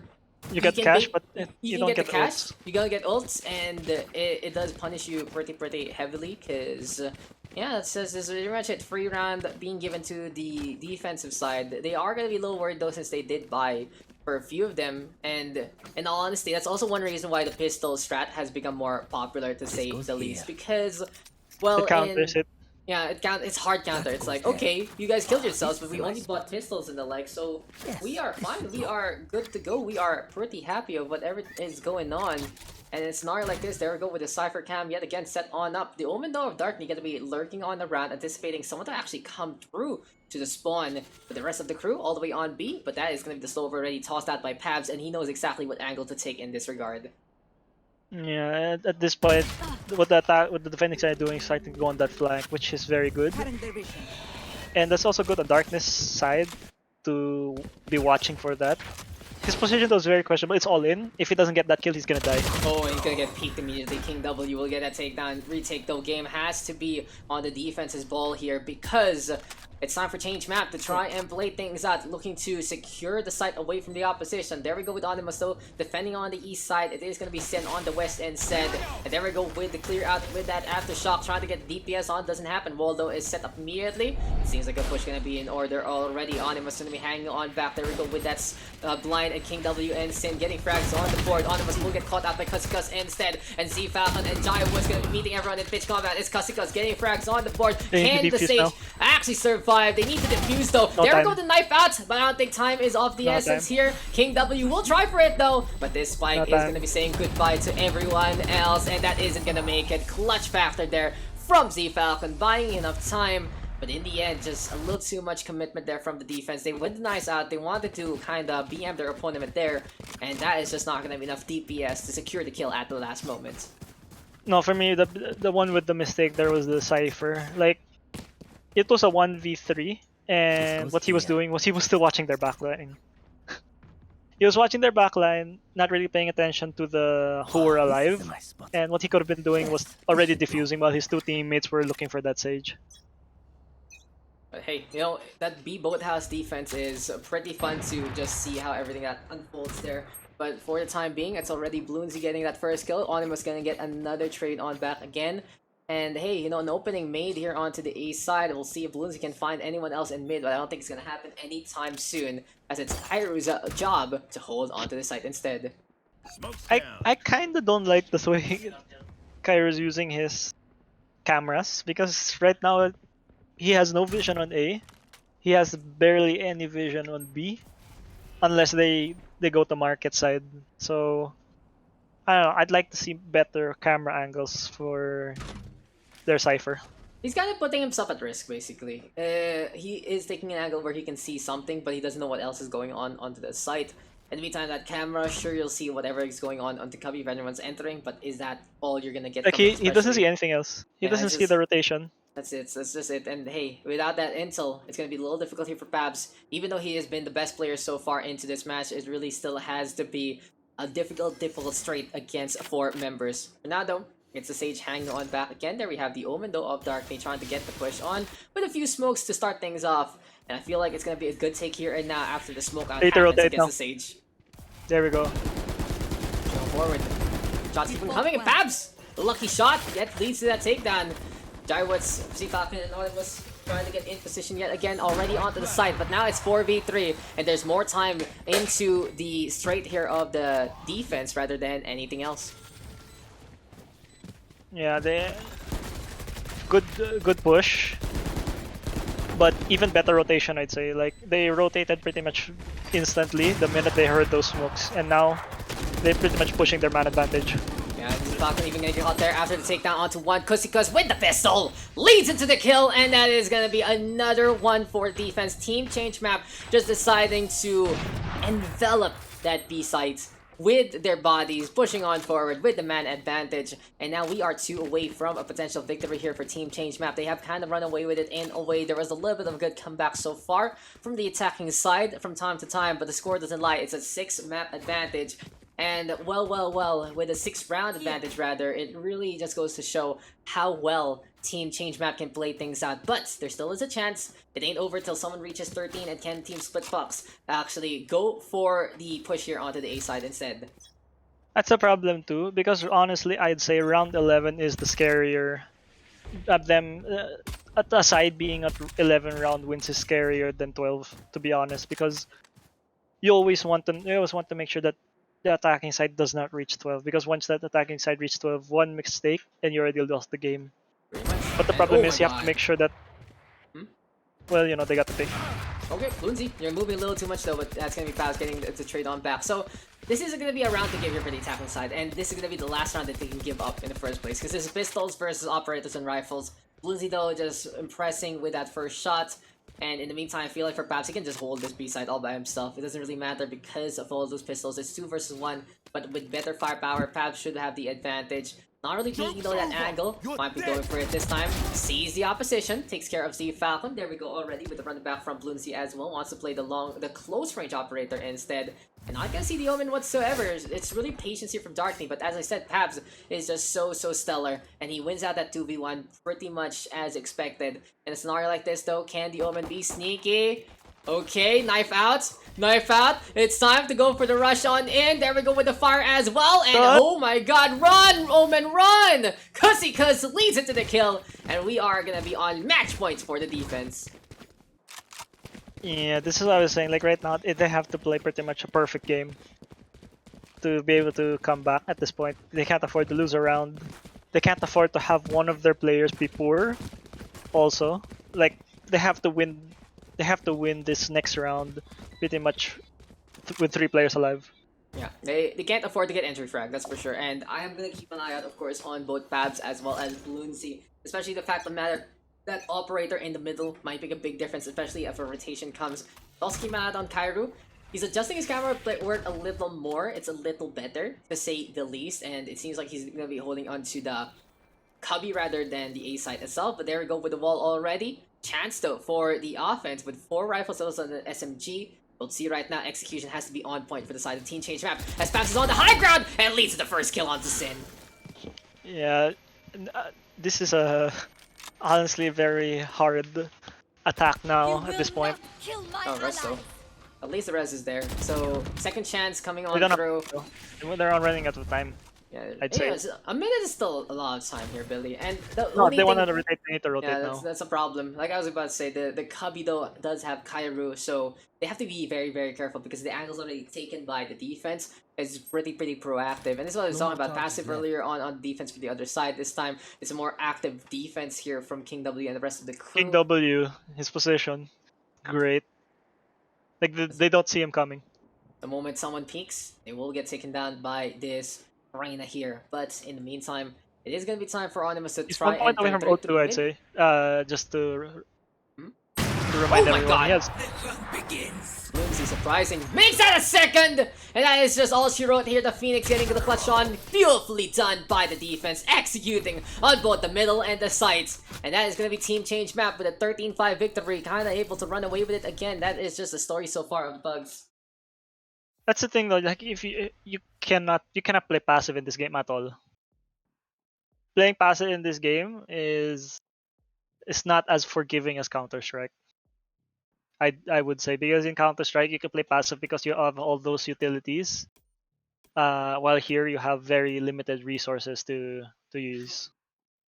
And all the resources are different. That's the thing. It really depends on who's still alive. Compared to Counter-Strike, where everyone has the same kit, which is for better or for worse, allows you to really predict things more accurately. And even though the math is a lot more difficult in Counter-Strike, especially with kills varying in terms of the money, it still is more of having that passive play, having more defensive-centric positions allows you to trade kind of evenly in a way. But here on Valorant, there is a way to snowball, there is a way to get the advantage, and those are the agent's abilities. Just everyone is different. And you have to take note on who's still alive and who isn't. And that is going to be the story there. Split sucks, losing out to Change Map 13-5 right there. And hey, you know what? The Ascent map was pretty good, especially for Paz. 24 kills on the board, really topping the charts. With 5 deaths. Yeah, that's a Sage difference again. That's been the moral of the story today, the Sage difference. And Yeah, you guys... and also, you know, like the play style difference, honestly. Like you see a pretty much full passive team compared to a very aggressive team. It really is. They're playing more proactively. They're deciding to push everywhere they can, and it just makes a big difference overall. So it really just is all about that coordination as much as possible, and we are going to be getting into our next game at CMS Malakas versus Deanz Malakas. And yeah, just hop on in, guys. Sino kailangan natin tagalin? Si Fabs, si Kairu, I want to see a knife fight first round, please. Are we? Are we gonna get it? That's gonna be the real question there. Give me a sec though. Let's update some of the things. And who is here again? We have CMS Malakas on the defense. What time is it? It's 4:20. Aga pa pala. 420 Blaze it. 4:20 Blaze it. CMS Malakas, and then it's Deanz Malakas next. And our map. Daks, Yo, Daks, yo, you know yo. who's streaming right now? Who? The voice actress of Jet. Oh really? Is Clint there? I wouldn't be surprised he is. No worries, No, she's Sin. playing Last of Us. Okay. I'm kinda about Last of Us too. I might pick it up in the future, but I want to play it, but I don't want to buy it. Well, good mom gonna feels. Hey, Sin, you Like got a pretty good ace. I love playing Last of Us. I'm not gonna lie, like it's so much fun. Mhm. But I don't own a console, and I don't want to buy a console just to play one game.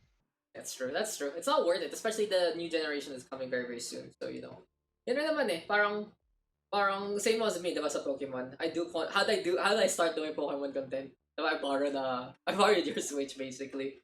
And You since kidnapped my Switch. I kidnapped your Switch for a while just to get that first gig going, and walang LAN events, and it's hard for me. So yeah, parang ganun lang, diba? It's like not really worth it. I don't think Pokemon is a worthwhile venture to buy a Switch for in terms of a career. I do love to do I it did though. No, like I Fine. mean, I literally bought my Switch just to play Pokemon. No, I mean career-wise, diba? Parang Yeah, for career-wise, me, diba? Parang I would love doing Pokemon, and the point of it was doing it with events, right? But since Yeah, events aren't but happening, with the whole wala state of the world. Yeah. I actually, may nakahul kami ni Dodge na VOD. Ilang months na. Ilang weeks na pala. Yeah, we should do it sometime. So shout out to Dodge this being as lazy as I am. So I think we are ready to go, Mr. Billy, into our next one. It's gonna be Haven. And yep, I talk about some of the other things because right now I'm also in my ideal state wherein I'm trying to figure out what I can do with my laptop like this, what I can't do right now, and basically I think we can still keep it up, but it's still a little more difficult than usual for me. But we are gonna try as much as possible to get things done. GG. Well played, Pabs. Dude, Pabs is a bully, guys. Pabs is a bully. Thank you for following as well, too. Moralco Jr., gotta pay your bills in the big city. And Malakas. Malakas si Pabs, yun ang masasabi natin. Sana na Billy. We're into Haven. We're gonna see some pretty familiar names right here, right now, especially Mr. Mod himself, CMS, and yep, Mr. Foods has been very, very helpful, coordinating everything, just DMing me everything that needs to be, and I believe after this one, we will have one last game to round things up. So this is our second to the last game. We are gonna be on Haven, and we'll see right here, right now, when our You know what next I want to session see, is gonna be. Dax? But I want to see 4 duelists and a Sage.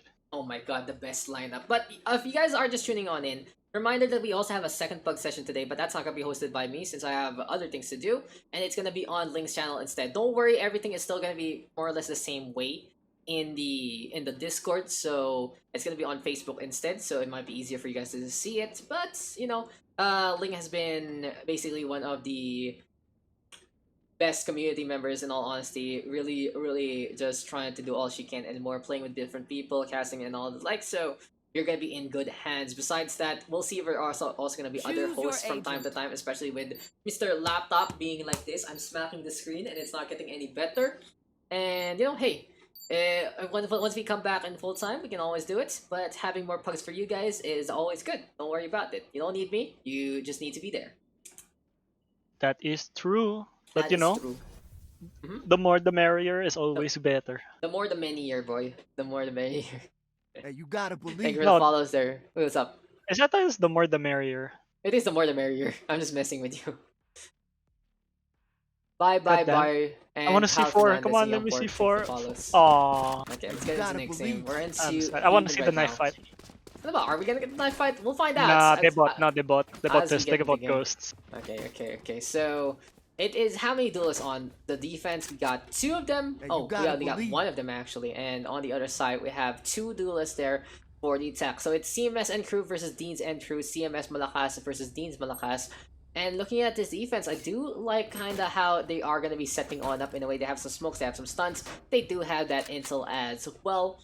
And of course, you can't really go wrong with the Reyna and that Lear on the other side, though. A little more fast and furious. Interesting that Deanz goes for a raise in the scenarios. I wouldn't be surprised if they do go for a lot more A. Of course, they have that Cypher to potentially hold on to C if need be later on. But right here, right now, the first engagement must be CMS versus the raise, and Deanz with the first kill. 1-0 Deanz with the advantage. Insane in the membrane. Hey, Mr. Calamitous used that song in his first montage, and I kind of just laughed hearing it at the very start.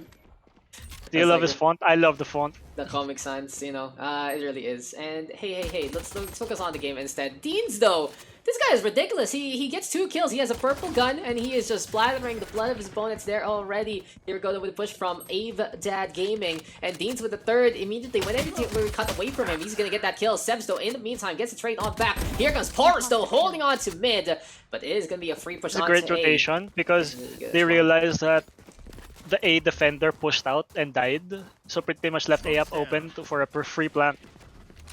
Deanz is ridiculous though. He got 3 kills immediately. Is he gonna be one of those players though that are just strong on the first part?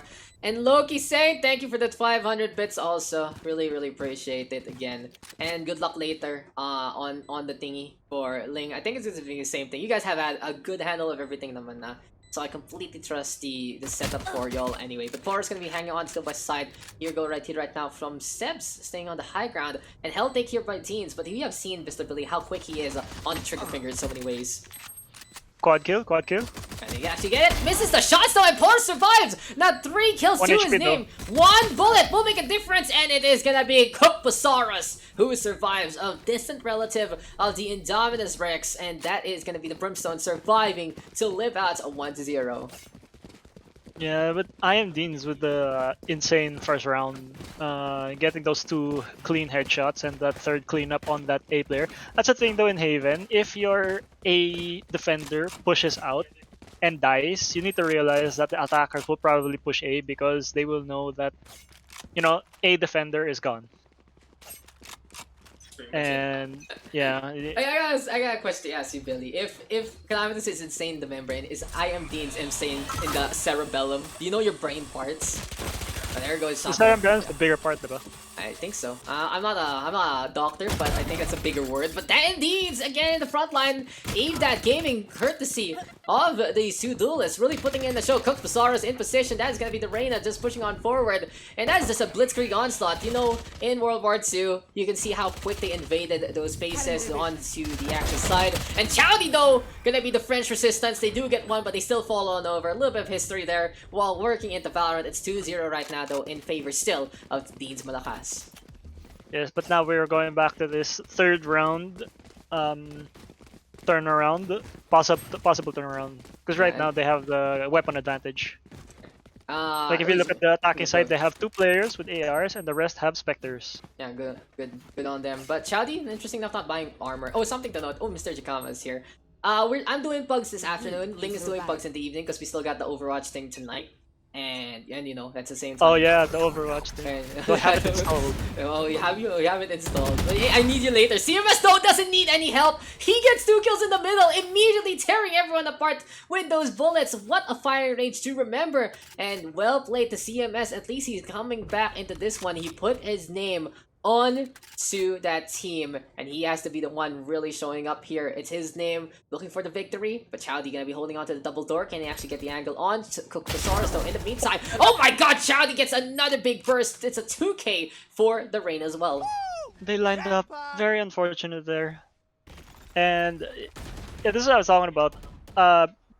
Because I'm pretty sure because CMS realized that the attacking side only had Spectres and a few ARs, he could, you know, freely push out mid for free because he only has to worry about 2 players being able to duel him from that range. Yeah. And big shots again to Saints as 1,000 bits overall. I'm gonna be reigning in chicken place. Maybe I can order a Big Mac this time. But Cookpasaurus looking to hook up a little bit more. Gets 3 so far. He can actually get this 4th. Doesn't happen this time. Chowdy with a strong hand. And hey, the attacking side up by 2. But finally, CMS and the rest of the crew able to defend pretty properly. Not the cleanest round though, so they can't really all be buying. But in both sides, it's not gonna be the full arsenal either way. I think that the attacking side will be okay with that. Yeah. We'll be okay with that because they managed to kill 3 players off the attacking, the defending side. Can someone They get pretty this? much lowered their cash deficit as Pretty much. of this moment. Completely agree. There you go. 4 rifles, 1 Like Sebs is a sheriff. Digo. Yep, he's gonna do for it. The Deagle on the right hand's the sheriff per se. Gonna be looking to be a little bit. And you know, Mr. Billy, if you notice how I'm casting, I'm trying to really get used to some of the names like Tower and all the like, because I think it's gonna be more of the standard in the future. Because, di ba parang pansin mo in the latest patch, they changed some of the names here and there sa callouts officially, but they kept Tower, so I think they really want to keep that as is. So, you know, kasanayan lang in a way. But, you know, No, I like the biggest change for me was the hookah. Like it was never called hookah, and because of like the pro players calling it hookah, Riot eventually had to relented. coincide with it. Yeah, like okay, and- fine, we'll call it hookah. Alam ko rin lamps eh. Parang lamps. I don't know if it was changed. Like people call it U-Haul. U-Haul. The lamps is lamps. I don't know, it's easier. But Chowdy making it so easy. He gets 2. Trying to go for the Devordo in the face of adversity, and in a scenario like that, that healing is just not going to be enough. It's similar to the Sage, I believe, in a way. And if you get tagged, your healing isn't going to proc anytime soon. So No, for me, I think the problem was there. Chowdy did not pay attention to that Sonic Arrow. Sorry, the what's it called? Okay, I know you're getting ready for later, but that is the Recon. The Recon Bolt. Yeah, like yes, sir. she tried peeking as the Recon Bolt was flashing, and it just allowed Sebs to pretty much line up a shot. Yeah, it's really easy to figure things out. But CMS lurky. This boy is waiting in behind, and can Kel actually get this takedown? Yes, he does get the kill. On to one make that too again. Style points there. He even has the skin. He was a while ago saying pay to lose, but apparently he has his own bright skins. And well, 2-2 right now. The defense looking to get a little more done. And now the attacking side needs to save. They cannot afford weapons on all players. Like, the best thing they can do is have their Froggy and Liger buy pistols for the rest of the team. Yeah, Z-Foggy2 and Liger kind of on the bottom right now. Haven't really been doing too much. Cookpasaurus, though, in the lead. He is looking to be the Apex Predator here. And I love his name. Cookpasaurus is a good one.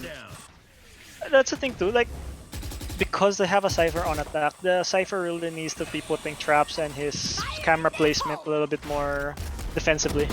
And oh my god, Sebs is holding the line, but will get caught out by 4 instead. Z-Foggy2 gonna get that takedown there. Here comes Chowdy though, holding on to C short. It seems like Porters wants to go for the push. Gets rid of the tripwire though, and trying to play the range advantage. Beautiful headshot to connect. Here comes Chowdy right now. Drawing that Leer, and from the other side, it's gonna be that seal on push also. The defense already cascading. Beautiful advantage there. And this is the problem when you go on C and you're unable to secure all the angles. You are just gonna get bum rushed from every single point.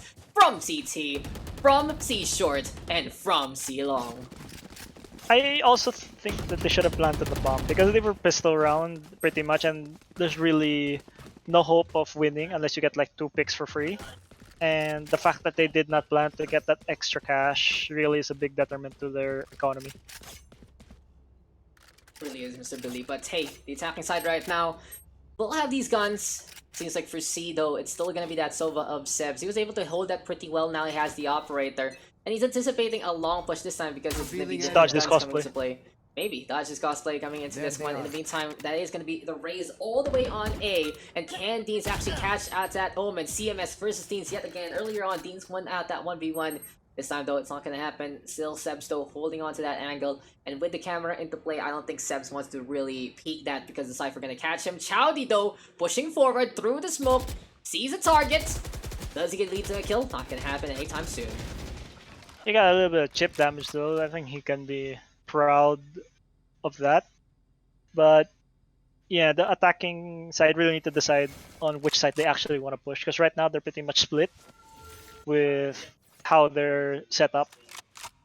They need to decide right now which side they want to push. I think they're looking for a potential entry frag. They're looking for someone to overcommit, and that might be Chowdy. They're trying to figure out where they can actually push through, but Portis has all his utility available, which will be really good. 30 seconds there for the barrier orb duration. You're gonna have that slow orbs as well that can really slow things down.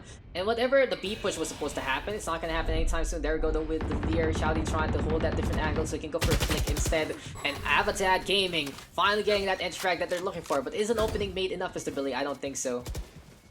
Yeah, because right now they have no time.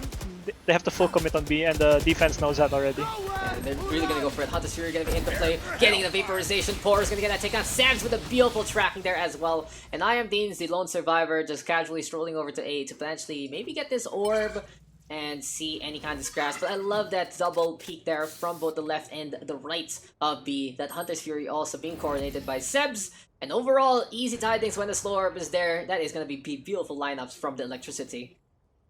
Yeah, the attacking side, yeah, they want to get those entry picks, but if they can't get it in 20 seconds, they really need to decide, hey guys, we're not getting anything, let's just push one side. Because right now they have a Brimstone. They could potentially smoke Heaven from A and push short or long. They have to make a decision, and they have to make a decision quickly. They can't really take their time doing nothing in the first place, but in a scenario like this, we'll see if it's going to be enough, as it's Avidad Gaming trying to go against potentially our Sova here. Sebs, can he actually get the peek in time? Oh, Doesn't he get missed. the shot though. A little too hard, honestly. It was more than a shoulder peek. It was more than a jiggle peek. It felt like it was a kind of longer one there. But unfortunately for Sebs, it's just a little difficult because of that reaction time. So unfortunate there. Could have gotten that free kill, but in essence, though, the defense with the advantage, and with 4 people on the attack, they really have to commit earlier if they want to get anything done. Yeah, like right now, if they really want to get... Oh, wait. What's the plan? Foggy? CMS? Oh, that is going to be Chowdy getting on the board. CMS also getting a kill. 2 frags out of nowhere. Avidad and Z-Foggy both going They down. found the And he has spike. a push. It's CMS time, but Liger will get the shutdown from afar. Chowdy, though, does lead to that kill. Cook Pasaurus, the only survivor, but might be touching that tripwire. No, it doesn't happen. Instead, that is their own tripwire, rather. And he is trying to bait something out, but Boris decides to go for the peak this time. And our B defender has been having a quiet but successful game. 7 kills on the board with 4 deaths. Pretty good stuff. Fly, in the meantime, hasn't really done anything. He has 1 kill and 2 deaths. He's just chilling. He's like, oh, none of the action is going my way. I'm just gonna relax with 9,000 money. Yeah, that's the thing though, like, I mean, Fly can pretty much do whatever he wants at this point because he has he's a breach, and pushing into a breach is very hard because he has a flash, he has concuss, and he has the rolling thunder. But they need to push aside, and they need to let their Cypher handle lurkers. That's how the attacking side need to do. But hey, Avidad Gaming doesn't care anymore. He's just gonna go for the push with that Empress. Wants to go for the entry frag, lead into the kill after kill after kill, domino effect.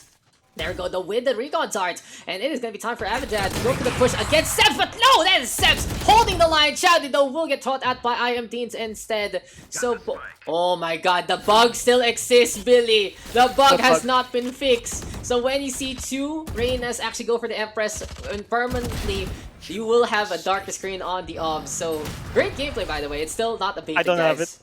It's on me. It's on me because I spectated both Reynas at the same time. So, welcome to the darkness that is Valorant. My name is Daks, and you are really in a creep show. It's like the hue has been completely changed on my end. So the bug hasn't been fixed. I thought it has been. So I'll keep an eye on that later on. Forrest, though, in the meantime, takes care of Cook Pasaurus. Is it permanent? It's permanent. It's permanent until the game's ending. Z-Foggy too, though. Gonna get I have to recon, but I don't think I can recon as an OBS. I'm not too sure about that. No, I think what we can do is reset it when it hits half point. Nah, it's okay. We just go with it. We can't really do anything about it by this point. But Riot, fix your game. Can anyone like mail Riot of all these bugs? The scoreboard is bugged. The double Empress bug. Did they fix the scoreboard? Nope, it's still 0-0 on my end. So the scoreboard. Yeah, the scoreboard is the scoreboard down in the taba. Like, okay. Z-Foggy too, though. So I can't really keep an eye out on streaks per se, but hey, Z-Foggy too. Getting in position again, trying to hear where Fly is coming, and finally Fly doing something. We can't really say what Fly's impact is going to be in this game if no one goes to him, but at least he shows that if given the opportunity, he can frag out. 6-2 our scoreline though, and Team CMS is running with it and more. 8 minutes in, and he still doesn't have his rolling thunder. It's not his fault, okay? I can't blame him when no one he doesn't goes get to the black him. orbs. Like, honestly, if no one's pushing A, just take the black orb. It's a free ult charge. I mean, if you're gonna leave A, might as well take it so that the attackers don't take it when they push A. So yeah, I believe you just take it. Like right now, CMS is pushing. He can take a black orb right now for free. In any case, though, we'll see how this all gonna pan out. It's Chowdy gonna be looking to hold a little bit of the angle there. C shorts, the double doors rather for Chowdy. Wants to play it into the garage as much as possible. And we'll see if through the smokes he can actually get anything done. Oh my god, Firing Squad meets 2 immediately, and that is gonna be your worst nightmare to remember. That's the thing too about pushing pushing an Omen smoke, your gun will peek out first if you're slow peeking it. You need to fast peek it if you wanna get anything done. In any case, it's Fly right now looking for a setup again. There we go with the flash points. And in the meantime, Porous on the board this time as an operator. Kills a bad Fly, gonna be able to transition from A to C pretty seamlessly. And finally, the Rolling Thunder is into play. CMS getting a kill as well. The Ray's gonna be in the corner trying to go for that showstopper, but it's a little too late. All the way along though, Cook Bazaar is trying to play it safe. Not gonna happen. Chowdy with a better range with that Vandal. And this is gonna be the defense cascading onto C. Well played again from CMS Malakas. That Ray's ult sounded just like a fire barrage. Justice You know- reigns from Yeah, Yeah, exactly. But yeah, like that was a great Rolling Thunder. Like he may have gotten it in the 8th round, but when he used it, big benefit to his team. And he also traded it for Deanz's rocket. and really just goes to show that those ultimate trades also being a factor. 7-2 our score right now. CM Malakas is trying to just run away with it as much as possible, and they are just completely on fire right now. Can the attacking side do anything by this point? They had a good start, but in all honesty, they fizzled out really quickly. And it's like a shooting star trying to get on through the atmosphere, but Forrest with that first kill already. Chowdy even crashing down to stay safe, sees the Rays, easy ties things, and it is just way too much to handle. CMS Malakas just doing everything they can and more. The Sage though will get caught. Forrest gonna be losing that operator for now, but here comes the man, the myth, the legend himself, CMS PH, trying to brawl, and that is Chowdy taking advantage of that peak instead. Yeah, there's not really much the Cypher can do at that point because there are 2 angles where he can get pretty much shot from, and once you're in window and you're stuck there, you're pretty much dead. And hey, that's So I'd say right now the Yo, the guys. attacker should really try pushing A, punish CMS for being aggressive all the time in that A short, and just go all in A with Brim Smokes and trap your backline with the Cypher traps, put your camera there so you can watch it, and pretty much just, you know, attack A. Okay, I think he should attack A. They haven't tried it yet, and Fly wants someone to attack A because he is at 3-2. Again, it's not his fault, nothing's happening for him, but in all honesty, he's anticipating something to finally happen, and it might be finally time. We have Deanz trying to go for a little bit of peek there. There's the Omen though of CMS just down the sewers, down in the short side. But again, it's all about the hesitation here. They really want to go through the mid instead. Chowdy seeing someone there behind the box. Doesn't know that it's the one with the spike there, but there we go with the Lear. Porous even getting kill in the middle. And now CMS, another tag on down. Like right now, they're not doing anything about CMS. CMS is always getting these flanks for free, and that's a big problem for the team. Big no-no. Forrest even getting the kill. Oh my god, Foggy too though. Finally getting that takedown onto the high ground. CMS hops up on top onto those planters and just crouches down to line that one up. 9-2. Just very dominant right now from CMS Malakas. And we are going to be in the last round before the half, but the score speaks volumes. This is pretty much a pain train. Run away as much as possible. I could honestly say right now, Cook, their Brimstone player, is really not utilizing his smokes at all, because I barely see him use it, and when he does, it's not really optimal for the angles that he's taking. So right now what he should be doing is smoke one area, push it, smoke an area off, and push the other side.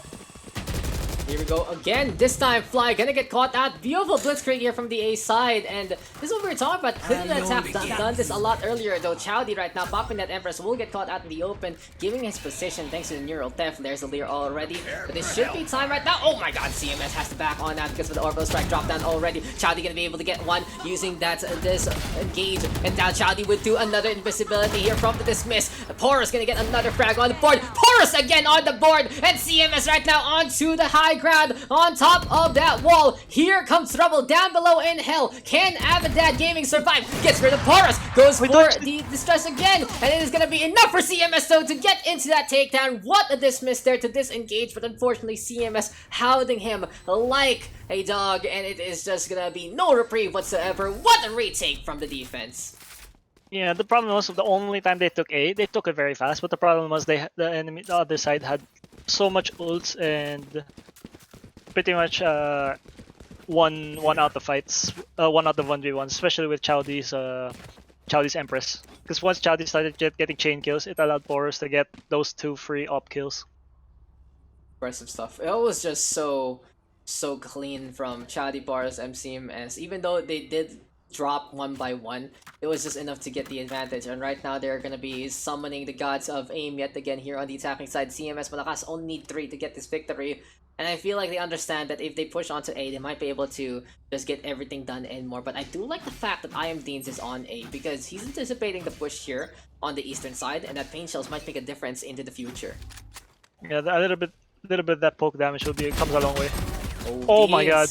Ghost God. He is the Ghost God with CMS with the classic kill onto Apadat Gaming. 10 HP don't end a Dream, trying to just use that pain shells to prevent the push through the short side. And Deanz will get healed up. I guess this is where he really is so strong, and when you have that pistol in his hands, he can just really tap everyone to impunity. Liger though on board. CMS, quite low though, and this should be defense holding. Yeah, there's not really much CMS can do unless he can get like four headshots in a row. With that one? No, nope, just kidding. Kinda jinked his caster curse, really. Kinda jinxed it there. He doesn't know. He doesn't know. He doesn't know that we know. He doesn't know that we saw that. But that's like 4 players alive here for the defense. They get the advantage. Daks, this might be a reminiscence of what happened a while ago. Like, they may have won that first round, and they're probably gonna win the second round. But when it comes to that third round, you know, Team CMS will just pretty much snowball at that point. So they really need to win 3 rounds. They really have to make sure that they are secured in every single way that they can be in the first place. But in any case, in the middle right now, we have Sebs looking to get this push on again. He does want to play that Sova as well as he can. What is the plan here, though, with the darts? And where is he tossing it? I mean, looking to throw it onto C, rather. Foggy might get surprised by that angle there. In behind. Will not get spotted, though. Oh, he does at the last moment. Really smartly done there by our Sova player. Yeah, I think he's been watching some Dodge This streams to see the proper arrow lineups. Stim beacon here. Foggy trying to line things up, but Cook Basaurus, he gets 2 on the way, and that is just an SMG round to remember. Avidad, Deanz, Liger, all coming on back. And that's the power of the Stim Beacon. The faster fire rate makes it so scary. Especially when you're against pistols, there's pretty much nothing the pistols can do about it. When you give a Spectre extra fire rate against pistols with maybe full armor, but doesn't really matter when a Spectre can pretty much shred you. There is no remembering to survive. There is no reprieves whatsoever. It is just bullet after bullet after bullet. And the only thing scarier than the Spectre has to be that Odin with the Stim Beacon. But in an instance like this, it's the attacking side right now finally picking up those guns. 5 Vandals and the Dream. They go for Deanz. CMS don't mind get caught by the extra cluster bombs. Not gonna happen. Suicide run there, not really panning out. Here we go right now, with the Reyna trying to push on forward. But Avidad Gaming gonna get caught out in the open already. Lee are gonna be into play. Liger in the meantime with a barrier orb, and CMS another shot to remember. Yeah, this is what I was talking about, Daks. This is the third round turnaround. Wow, that's a good name for it. Third round turnaround. I love because that. Right now they're pushing their advantage of the fact that they have ARs and the defense only have Spectres. Bigger guns, bigger range allows them to push on forward, especially on longer angles here on the vertical of B. For the time being, though, Forrest gonna be in the middle of everything. Slow Orb is there. Chowdy Sebs trying to do all they can, and it seems like for Foggy too, he is the only one left. He has a Phantom in his hands. He has to save the Phantom. He really needs to be the firepower for this regard, but in all honesty, it feels like for CMS Malakas, they're kind of running away with it anymore. Their lowest fragger is on a 35 scoreline. He has the least deaths among the whole crew. The top fragger is on 18, and really goes to show CMS Malakas a pretty well-rounded roster. They get the push onto B, they use that Vandal advantage to really just deal with things from the window, and they should be just 2 away from a victory here. I'm not really liking the position of Foggy Jew, because the minute they can trade for it, honestly. Yeah, nope, never mind. And he wasted this Phantom. Free kill. Sebs though will get caught in the blast rages, but that's all she wrote. That's another victory. If you look at their economy right now, Daks, everyone on the defending team can buy an AR and armor except for Foggy. That's the worst scenario here, honestly. Because right now they can't afford to give the attacking side that 12th round. They can't. They go for armor though. It's 3 of them inspectors. I think Liger also wasn't in the capacity to buy because of utility. Yeah, exactly. I was going to say that. Because of course Barrier Orb is very expensive. But there we go with the boom bot. It's pretty cute. It has a little bit of a smiley face there. Showstopper time though, immediately into the satchel packs, and it is gonna be the blast back to remember as Deanz just tosses it in the hole. Fly it for us though with the trade on back. 3 versus 3 right now, and Sebs even in this game. Well played there by Sebs. Just check that west corner out, gets the takedown. 3 versus 2 though, advantage here for the attacking side, and this has to be a Magnamon's defense from either Cook Pasaris or Liger. This is a great rocket there by Deanz, but I think the problem was that her team did not really follow up after those 2 kills, because as they started to peak, they pretty much got killed by the people holding in that mid doors area. Yeah, it really was. Just if you're not gonna be looking at your primary targets, then you're gonna get caught out there. Good trade though, but in the end, the attacking side still the advantage. 3 versus 2. They don't have cash anymore. All of that, and 12-4 our scoreline right now, Billy. Yeah, this is gonna be an extremely hard defense at this point, because only one person on that team can afford an AR and armor, and the rest can only buy Spectres at this point. Liger though going with that AR and no armor strat. Yeah, we'll find out if it's gonna be enough 4 armors on the defense side. Liger has to make these headshots really count, but on the other side though, it's gonna be very difficult already for the defense. They know they are on the ropes, they know they have to do everything they can and more, and Cook Pasaris right now trying to make sure that everything is gonna be fine and dandy. Here we have the stage of Liger trying to stay in the front line, and without that armor, but Cook Pasaris cooking up CMS Chatty though, able to punish that Brimstone in the first place. Here comes Abidad Gaming trying to get in position yet again. Here comes the Resurrection at the same time, and that is gonna be the Rays coming in from behind again. 5 versus 3 right now. CMS inside the smoke, sees where the Reyna is, will lead to the takedown. Here comes trouble. Chatty will get the fell onto Deanz, but Deanz actually cleaning up Fly from the grave with that gun, with a grenade rather, and Z-Foggy2 cannot hold the line. 13-4. CMS Malakas is our victors there. Yeah, like it was a very good ultimate by the Brimstone, but I think the problem was like the Sage did not throw her slows. Like if the slows were there, and pretty much 3 players would have died to that Brimstone ulti instead of 1. Yeah, it really is. Just you need to work with your team. But Chowdy, CMS, Porus up on top. Sebs and Fly having some quiet games there. But look at that econ rating from Breach at second to the last place, 83, which is pretty interesting in all honesty. No, but he has 9 assists. Yeah, he really plays is. for the team. He plays for the team, and he never got the action. I gotta say for Fly, I do want to see more from him, because not because of his fault, but because of just how that game went. Cook Pasaris though kind of scary on that rifle from time to time. Deanz really good at that pistol round. But in the end, we have been proven that CMS is the one Malakas over Deanz Malakas, and they take a 13-4 victory pretty clean. I do love that last round defuse though. This was my favorite round to see, just on that A take, on that A retake, and well played to both sides. But CMS Malakas is our victors. Yeah, it was a very good try there by Deanz, because Deanz pretty much, I'd say, was the star of that team, because he got so much picks, he got so much things done for his team. The problem was like as he gets those things done, the other side just keeps bouncing back. Saint Fang, pinapawalan mo na ako ng bits. 1,000 bits. So that's 2,000 overall. Like 20 pesos. Nice you. I really appreciate it. He's a saint. So, she's a saint. Who is it? Sebs was in this game, right? In Chowdy, so I'm gonna keep them real quick. And I'm gonna be looking to see who is gonna be playing one last time. It's Team Koala and Friends versus I Love Foods. Give me a sec, guys. Let me just fix things up. Ayusin ko lang yung thing. I was also getting some pretty important messages. Huh, interesting. Yeah, I'd really like to see Daks. What? 4 duelists. 4 duelists, the ultimate lineup of Ultimate Destiny. Yes, they should have a strong attack, but a poor defense. Hey, if you don't need a defense, if you just get kills after kills after kills. Yes, the best defense is a good offense. And it seems like Mr. Zara and Evan getting some pride emotes. There you go, guys. Good job.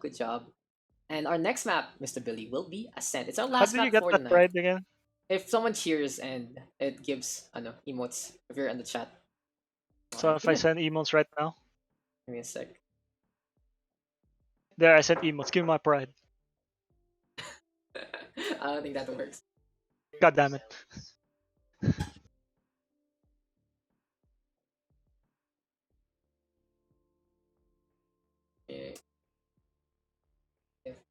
Nice. Alright, so give me a second, guys. So let me just work on a few business things.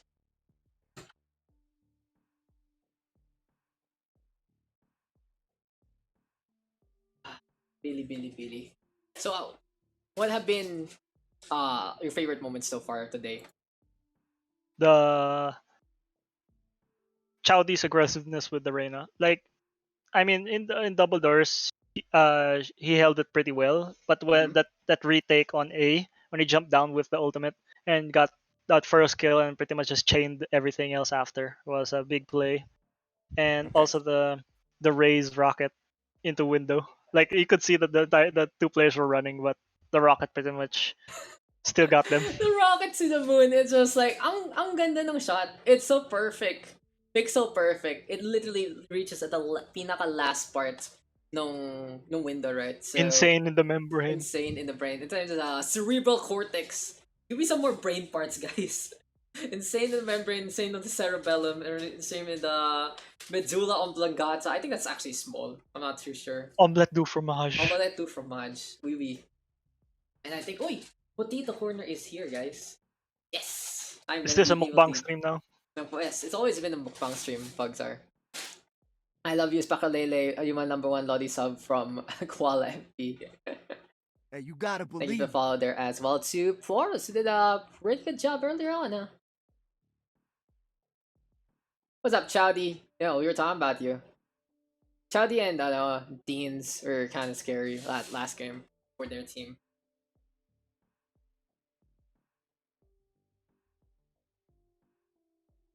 Probability. Oh shit, are we good?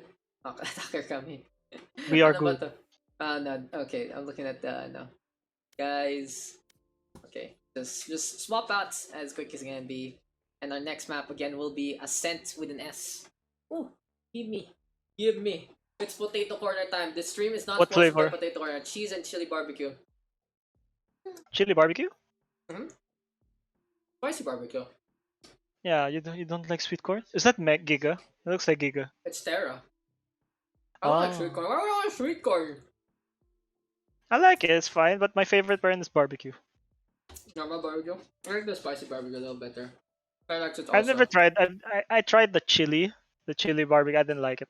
Yeah, that's it. The chili Yeah. barbecue. I don't like it. I like the plain barbecue more. Okay. And then sour cream.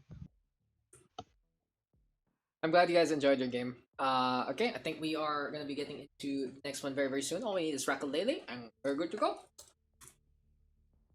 Hey, you gotta Let's go. believe. What Maybe map is this? from the- Ascent again. Yeah, thanks for the follow their sound. No one has picked bind yet. Oh, no. No one played Bind. But what, I think someone played Bind kanina. I think it No, was mine. no, the first map. First map. Yeah. I knew that. We had split. Oh, we had everything today. Let's go. Yeah. You know, Ascent isn't a featured map anymore, right? I mean, I Yeah, I think know. it's kind of old It's news, not, it's but not. you know, It's back. All maps are now 25% 25%. chance of. So where's my But 50 you know, map? for some reason, I still get Ascent predominantly. You know, it's a 1 4 chance to get things done. Yo.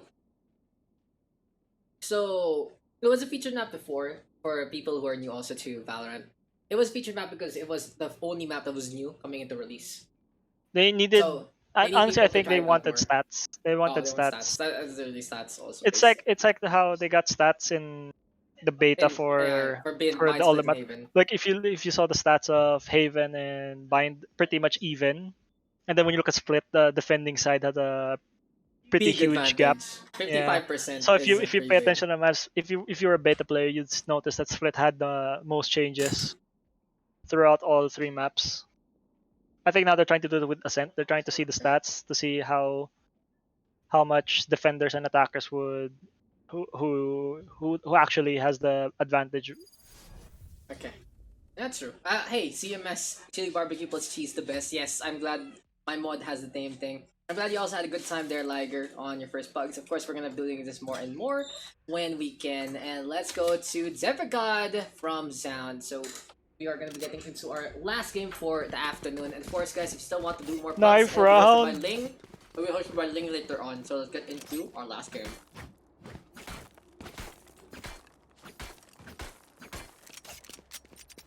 Interesting to see though.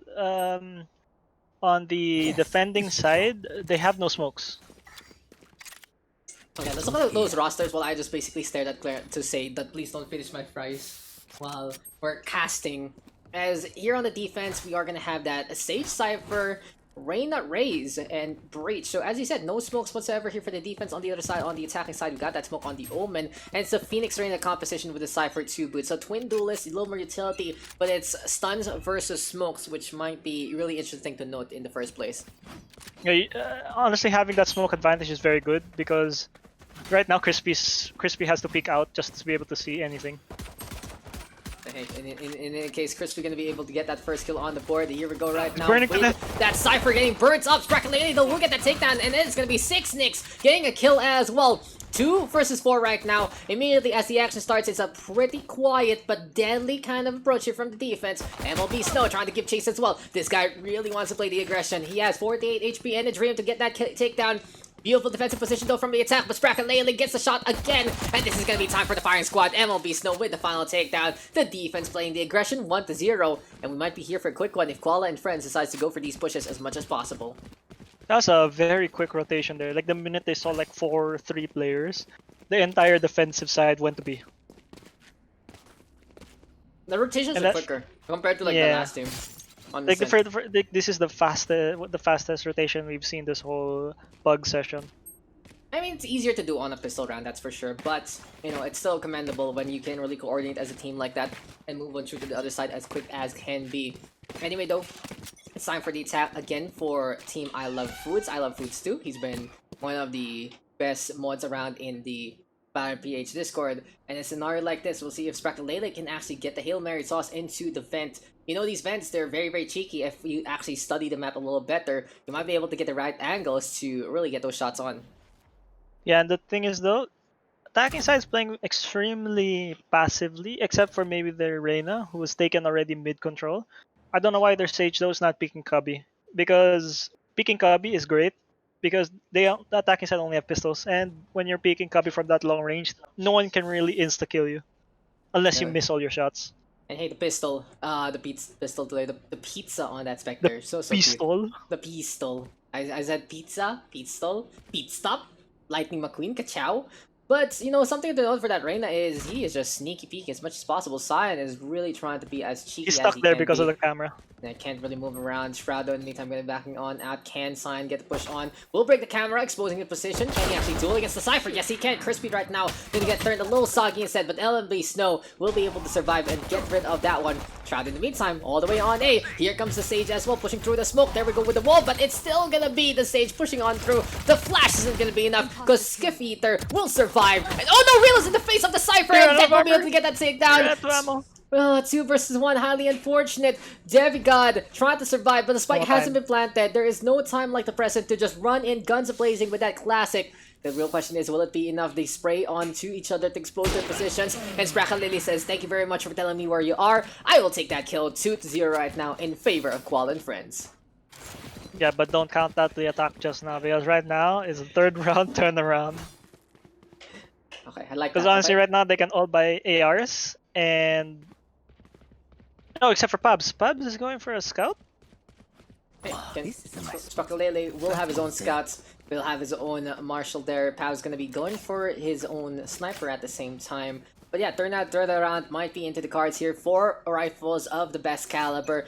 3 of those Phantoms, 1 Vandal. And this might be another A push, but keep an eye out, of course, on Cyan PH. He wants to go for a little bit of that lurk action again. They've got, in the meantime, just looking at the Phoenix for some reason. I don't really know what's up with them. But for Cyan, at the very least, he takes the same angle, and he might be a little more sneaky, this time with a better gun. I think what the Cypher and the Phoenix are doing is they're trying to wait for someone to get the black orb. Because I think the ultimate orb, sorry. I think they're trying to bait it. Because they're trying to distract the defending side saying like, hey guys, we're all in mid. You can try to go on that flank, and we will punish you for it. Yeah, but that getting a kill after MLB Snow gets a better swing against things. Here we go right now with the Reyna trying to get on away. High ground being taken though by PUGS, trying to play that Marshall as much as possible. But there comes a Blaze, and in behind, Sprakalele with the flag. Gets one, gets two. Looking to execute the third, does so. Beautiful flag there from the Rays. Leads into a third victory. So the turnabout doesn't work out. The third round, oh, it's like a tongue twister, Billy. Third round turnaround doesn't happen. It's a third round trickle in, and in the end, it is going to be the 3-point lead here for the defense. And now because they lost their advantage to the defense, now they're playing with another eco round, and unless they force buy here, they pretty much have to give this round onto the defense unless they can get like a pick or two for free. Yeah, we'll see how this is going to pan out. It's going to be really interesting how the attack they is going forced to what? whip up. They forced by, and here comes the showstopper though. Sprakalele right now trying to find the explosives, and that is holding a corner he shouldn't. He will be looking that straight into the eye, and he will get taken down there. The Breach though trying to go for a little bit more. First here from MLB Snow. Faster fire it, disengages with the dismiss there. Safety in numbers, safety for the Reyna, and wants to go for the push yet again, but this time Silent PUGS gets on the board one more time. Right now, this is very good for the attacking side because right now they got 2 picks in exchange for 3, but they got ARs now too. Winnable, very winnable, because Silent is fragging out like crazy. And Sprakalele, no more showstopper. Gonna be holding on by the tank bench, and then it's gonna be Silent still getting the swing. Misses that last shot. Sprakalele unable to secure that kill. And Silent PH gonna be happy about that one. They needed that win because right now, this should be pretty much even weapon-wise for both sides. Both sides should be able to afford both ARs and armor, and it all now decides on this round who is going to have who will have the advantage next round. Yeah, we'll be finding out very, very soon, as here we go yet again. Sprakalele right now, operator in his hands, and can he actually get the angle on? That's gonna be the real question. Will anyone peek here from the side of B instead? Seems like it's not the case as of yet. Cypher though, all the way up on top as well. Does he get the angle? Devigod trying to make things work. Sprakalele, I've seen him be really potent in this operator. This might be the opportunity as Silent PH gets caught in the crosshairs. Yes, he may have missed that first shot in the last round, but he won't miss this time. Hit or miss, I guess they don't quit, huh? But hey, we'll see right now if MLB Snow can hold on to mid. It has to be a force push potentially here for the B side. PUGS though just waiting out the slow orb. And I do like the utility usage though between Skip Ether as well as our Breach player Shroud. Even though they don't have guns, they only have sheriffs to hold this B side. Yeah, but the thing is, it's really hard to push both the Sage and the Breach because you have to deal with both the slow and the flash at the same time. And you really don't want to be pushing against that. And they don't know also. Like the attacking side does not know that they have pistols. Yeah, they have no intel, but Devigod getting a really good shot from long range, gets the one tap on with the Vandal. Trying to go against the Rays right now, not gonna happen. Emperor still popped by Silent PH, and he's expecting a little more, but since these are only pistols, you can see Silent can just overrun anyone he can. Has that faster fire rate, going for the push already. Here we go, yet again though, Shroud I think is gonna be rotating to the market. And there comes the flash from the curveball. Second curveball comes. Will the Phoenix go for the chase? Yes, he does. Panic time here for Sprakalele, but unfortunately for 6nix, he's unable to get that kill. Anyway, Silent PH and Crispy on the board instead. 1-for-1 trade. Crispy right now 11 HP and a dream. And sometimes you don't want to give your chicken joy balat to anyone else, and for Crispy, he will just lose all on that as much as possible. I have no idea what you said just there because you said it so fast, but I heard Chicken Joy. Yeah, cause crispy. Juicy. Crispy-licious. Juicy-licious. Langhap sarap. Jollibee. Bida ang saya. Again guys, we are not sponsored by anything. This stream is not sponsored by Jollibee. Maybe one day, but not today. Maybe one day Jollibee will say, "Hey Daks, here's Chicken Joy. Now eat it on stream." I would do it anytime, even for free. Just give it to me. No worries. Hunger buster. But oh, Shroud is gonna be going for a tech play. I like to see your coordination between Sprakalele and Shroud perhaps, but it doesn't really lead into anyone peeking there in the first place. Sign in the meantime in the middle, and just get rid of Skip Ether, and also Shroud, 2 kills already from our Reyna. Going to really just bum rush his way to impunity. And something really annoying here for the Reyna, he can just go for the snowball as much as possible, as Sprakalele is not getting any of these shots whatsoever, still has a chance at this, but with more and more members, gets rid of PUGS instead, and Silent PH right now comes on forward. MLB Snow all alone, only with the ghost in hand. Yeah, like once the Reyna starts getting kills one after the other, it's really hard to stop her because this this agent is all about hype. Once you get that first kill, lets you snowball to get your second, third, fourth, and then that ace. And the only way pretty much to stop her is either you get that clean headshot or you get you surprise her. You know, keep an eye out on 6 Nicks. He's trying to surprise anyone with a curveball. Doesn't happen as MLB Snow will pop that leer. Overall, though, there's no real Gives away chance of this. position. I think like for MLB Snow, he might be able to get a yoink of a gun sometime soon. Maybe an extra frag onto the Phoenix might be in the cards. But overall, you know, that was basically like a pistol round, I believe, from the defense deck. Yeah, So for it was an Sprackle he decided to go for the operator and didn't really get any value. Now that puts him in a pretty big hole, and in this instance, it's time for MLB Snow to yoink that gun away. 6 Nicks tries to go for the fight. It's a bulldog only though. Bulldog in his hand isn't the best, isn't the worst, but at least it's a free gun for our defensive side, because they need to buy something for Sprackle, and they need to make sure that he can put up a fight coming into this one. Yeah, like very unfortunate. Sprakalele he's been getting the first shot in most of the time, but when it comes to that pretty much face-to-face encounter, he usually fails to miss that Keep them out. the first two shots and ends up dying. This Yeah, Like that's the thing, when you play an op, if you're an opper, you need to land those shots point blank, because once you miss, you're dead.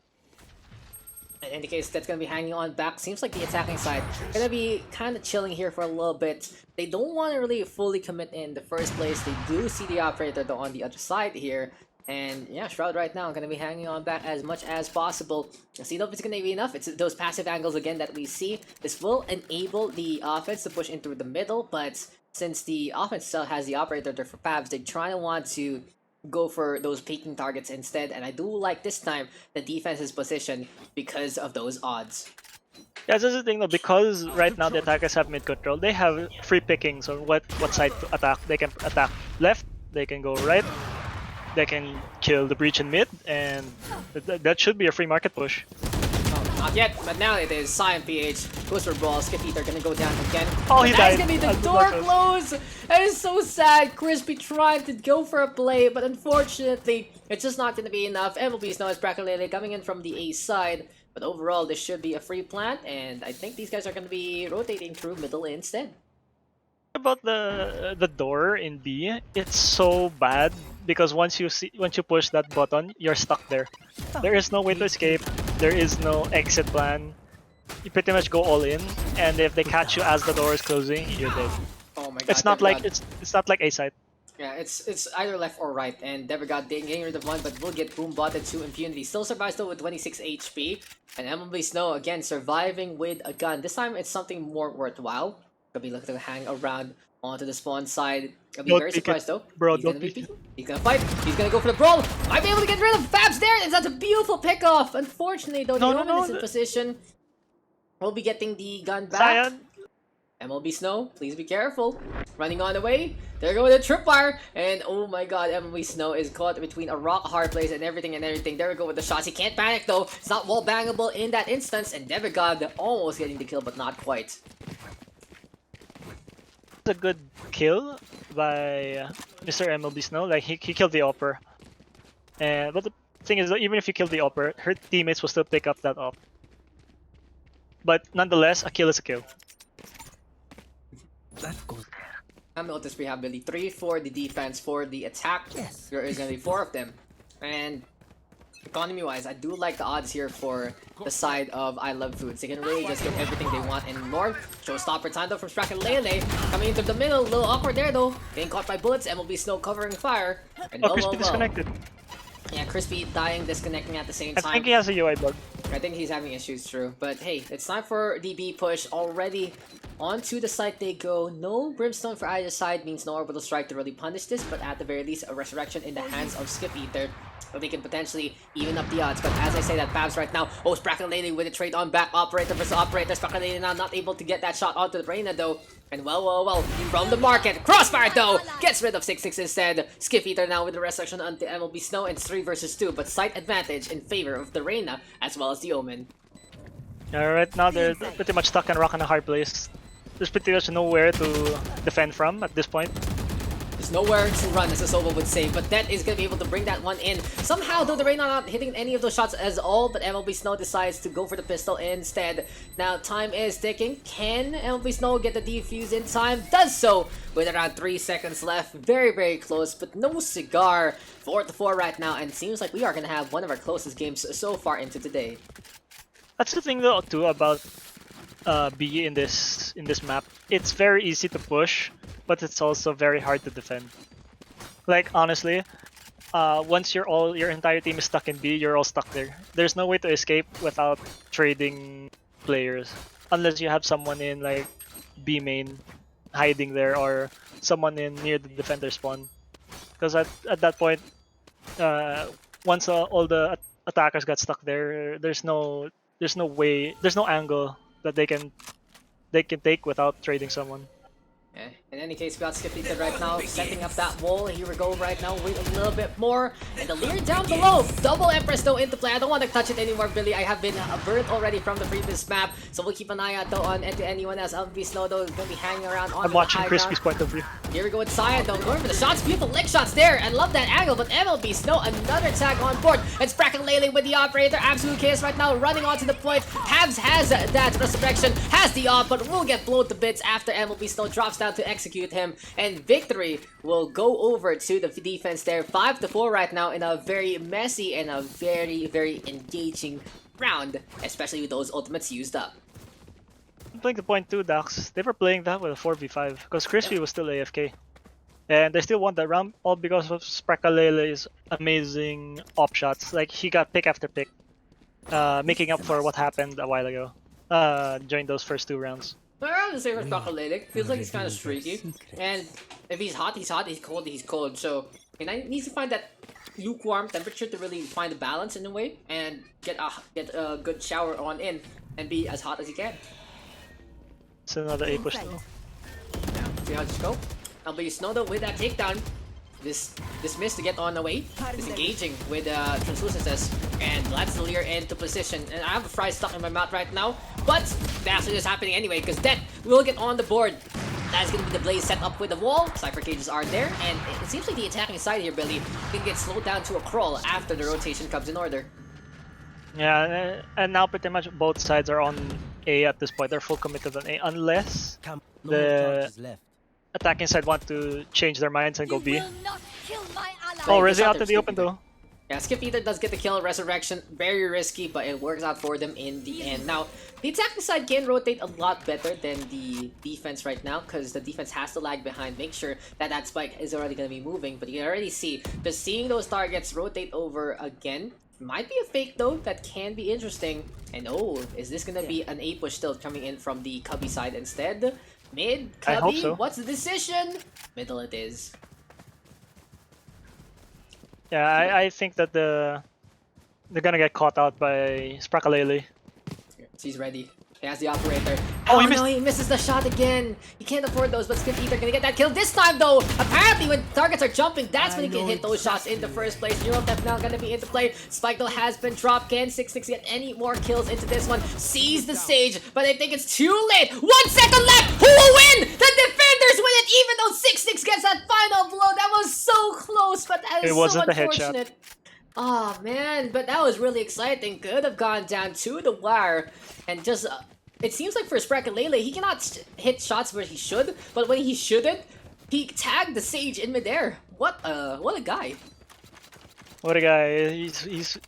He reminds me of I forgot the name of that CS:GO player, but it's a CS:GO player where he can only land god tier shots but cannot land those basic hits. I forgot the name of that CS:GO player, but I know there is one because there's a meme surrounding him. That's funny because I think like, you know, when you're anticipating too many things, you kind of overthink it, and when you anticipate correctly, then you're gonna hit that nutty shot. But when it's a normal standard gameplay, it's like, why is he doing this? Why is he just standing out in the open? I can't hit a shot like that. He needs to be 360 no scoping. Yeah, I agree. Like, I think it would be better if he could land a both, of course. Of course, I think Landing I'll- landing a shot is still great. Yeah, and that's not gonna happen. He tries to go for the blast back to lift him up, and in that case, of course that accuracy will get messed up by the movements.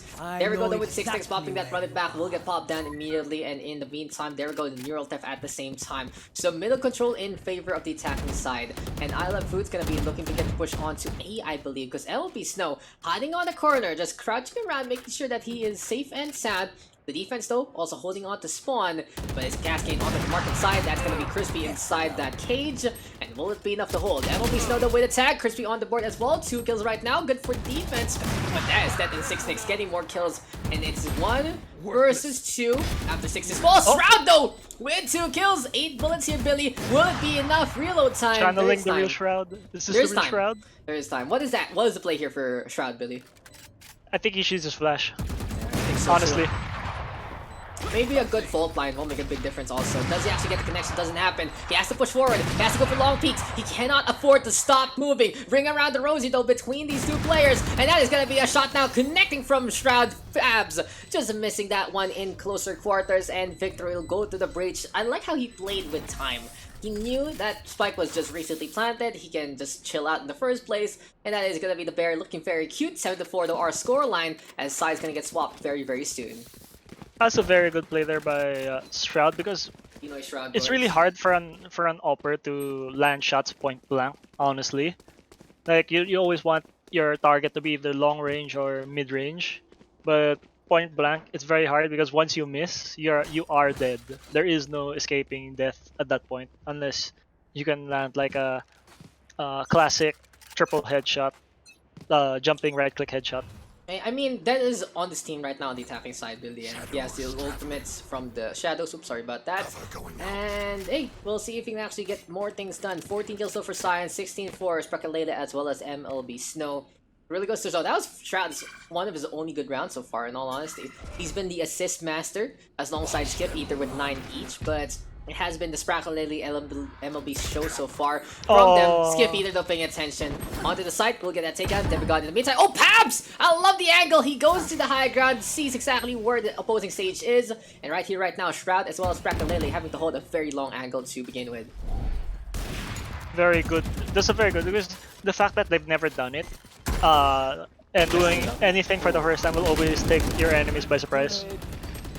Shroud and MLB Snow looking for the cascade into the point. Crossfire The is Sage. the play, but it's The now Sage the is still Sage up. getting the takedown. 2 versus 1. Shroud has clutched before. Can he do it again? Not gonna happen this time. Science PH looking a little too imposing. And just counterplays there from the attacking side. They caught out that blast back. They caught out people from up top. And now our scoreline is 7-5 advantage here for Koala and friends. But it's still anyone's game. It's very, very close to say the least. Is your screen still black? What do you mean? From the Reyna even? ult? No. It resets every map. Don't worry about it. Ah, I I'm thought it safe. was like permanent. No. If it was, I would have to reset my game, make sure that happens. But we are still continuing on. Can you Attacking reconnect, side. by the way? Can you reconnect to as a spectator? Can you reconnect to I have no idea. You wanna You wanna try it now? No, don't try it now. Don't try it later. Like, pag ano na, pag malapit Because na. I know that players can reconnect to Yeah, it's a pretty game, obvious. to a custom game. If anyone knows, that'll be really tough for any broadcast that kind of drops connection for Oh, a little bit. One seller. Sixnick is playing wine. They don't know. They don't know. How did no one see him? He was literally don't know. there. He was pretending to be an attacker. Okay, Sixnick, you sneaky Oh, then I boy. found him. Eventually, Emily Snow realizes, guys, we don't have a Phoenix on our team, right? And he goes back to execute him on the spot. Interesting. That happened, but that's gonna be hounding Crispy there. We'll be able to get that takedown from above. Devigod hanging on by the door again. I like that back defense though from the Reyna, making sure that angle is covered to say the least. But eventually, someone's gonna have to push 3 versus 3 right now. Shots keeping on coming. MLB still going for the crossfire. Sign PH though will be able to win that one out. And for Skip Eater, he's desperate to get these kills. It's not gonna happen. Another sustain there from the Reyna. Devigod will get that final blow. And who's getting the ultimate here? It seems like Pabs is getting closer and closer to that I'm resurrection. kind of surprised Pab still walled after everyone died. Why not? I guess 400 money. But bro, that's 400 That's- credits. 400. Throw the money away. Chump change for someone like Pabs, bruh. And, Give this man an op. And he is gonna. He only has 2,000 money right now, so he basically can buy the wall again. And oh, he'd already bought it, so he's staying on it. He should have full utility. Judge gameplay though from Sixnix. And we'll see if this Phoenix can make a difference, even though his position is a little interesting in the middle of A over anything proactive. Yeah, I'd really like to see someone take Cubby at this point. Hey, that's it seems like that the Cypher is all about. Slow orb, don't Yeah. toss. Rakalele can't push. 4-1 offense from the side of Koala and friends. Yeah, I like the attacking Cypher. He's watching out A just in case someone wants to lurk. The thing is though, oh, good shot though. Sign even better, because he's able to get value onto the high ground. Unfortunately, Shroud will be able to pistol him to death. But something to note is that that's a Vandal, and also interesting that didn't get it, but you know, it's a little too far off to really get for the attacking side. So Dead gonna get that headshot onto Skip Ether, rolling against the breach. Neither side getting the kill. Drop down right now. Left side, right side, sneaky peeky. Never got There's the instead Vandal. with a save. And there's the Vandal. Here's the Bucky. Crispy. Can he get the long range shot? Whops out to the pistol. Lining it up. Eventually leads to the takedown. 2 versus 1 still into the cards. I'd like to talk about that too, Daks. I honestly like I started doing it. I started buying light armor and an AR at the second round. Because if your team is pushing the advantage of cash wise and you know that the enemy side has pistols, even if you buy light armor, you still can't get one shot headshot. Unless you know like they buy Deagles, but if they buy Deagles they won't have armor or they won't be able to full buy next round. That So goes there. I By think it's buying- risky. I think it's risky. it's, Because no, you need I to think know. you should give it to the like for example best Cyan, fragger. I will the top fragger. That's pretty obvious, but it also has positioning in key. Like what we saw there from Cyan, he hung back, so even if he lost that AR, the opposing side shouldn't be able to get it very easily. So you need to also take positions like that into account. I don't like it when it's super active.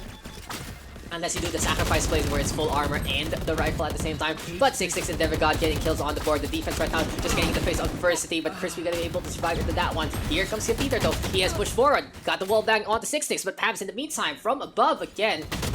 And these rotations here from the defensive side have been pretty crisp and clear. Crispy though, trying to make sure his name is still in the cards. Gets rid of one. Get those crispy headshots. 2 versus Oh, 1 the though. camera placement. Hey, you know, I like using the camera as an extra bullet shield, but in a scenario like this, Crispy cannot afford to expose his position. He's Anyway, 13 HP. might be time to go for the peak, 13 HP and Dream. Doesn't happen though from the garden side, that Pabs instead uses the crossfire.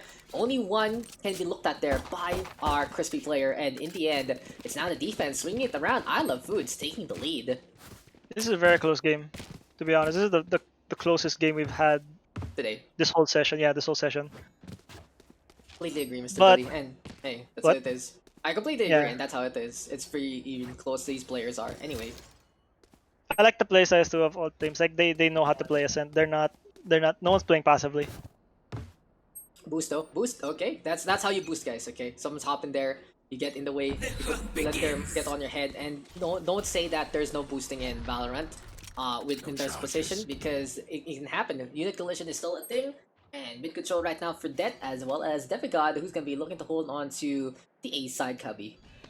Attacking side needs to win this because right now they full committed on buying, except for Alright. Shroud. Yeah, you have Shroud with the no armor with that Sheriff instead. That though with Paranoia, still advantage though for the defense right now, and Cyan PH in his prime position, able to get that takedown again. Here comes MLB Snow though, as that Empress, I believe, used it, but also has run out of time for it. So they're gonna get a free kill, hanging on for the defense. Really well Oh, great executed flash. so far. Beautiful flash though, but it's still not enough firepower. That's a problem. Skip Ether though will get the trade on over. There we go with the stun from the fault line. Crispy coming on from the Gardens, but it's still the Cypher who gets 2 kills.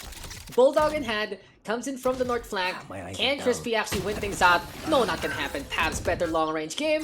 And that's the defense again, looking to run away with it with that money advantage in their palms. Very unfortunate that Shroud I think did not communicate to his team that he was popping a flash because if Skiff peeked earlier with his Spectre, he could have gotten pretty much 3 kills for free because all 3 players were flash, and Breach's flash is the longest flash in the game, wherein it's 3 seconds long once it hits you.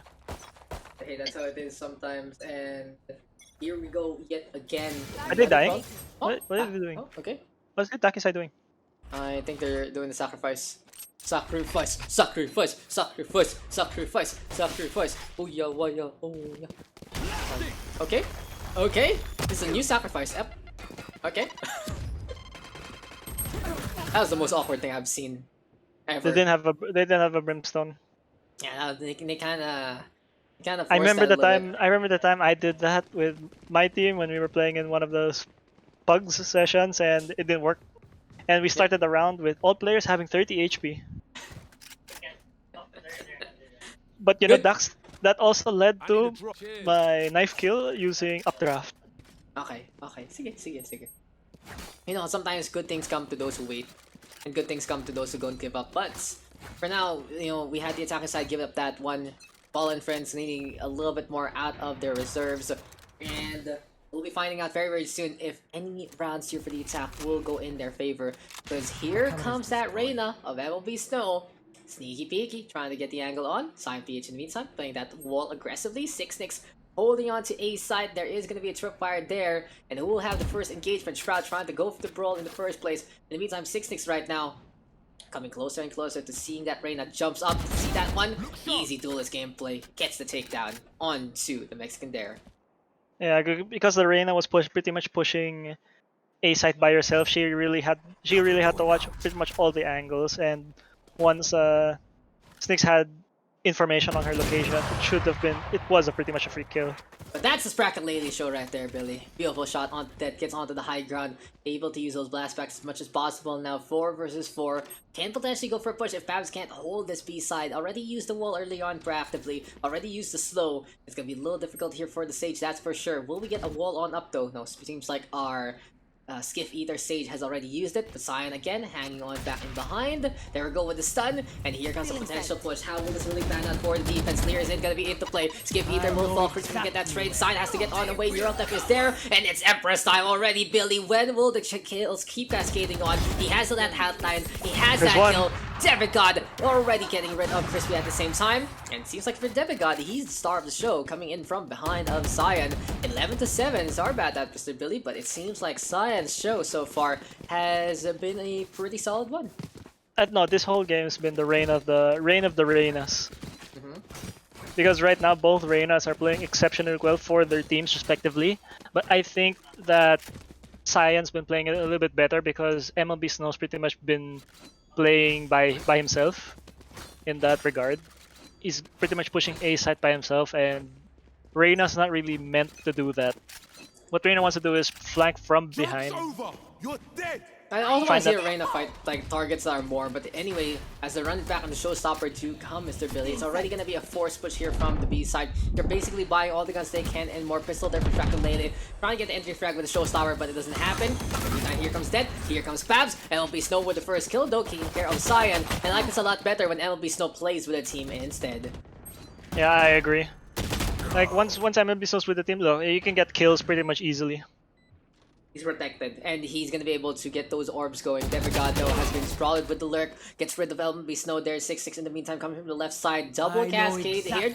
Neural Theft time, though. And Cypher Cage to potentially just bait the opposition. That fault line right now used up. 6-6 with the angle leads into the takedown.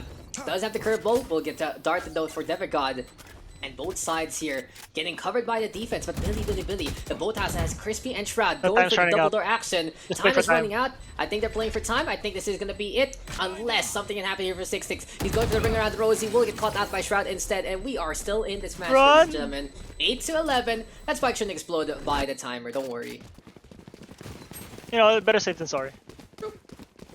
Like there were times where, you know, me and the people I play with like assume like, okay, we won, and then like that 1 second left, it explodes and we all die. There's no getting out of it. There's no surviving whatsoever.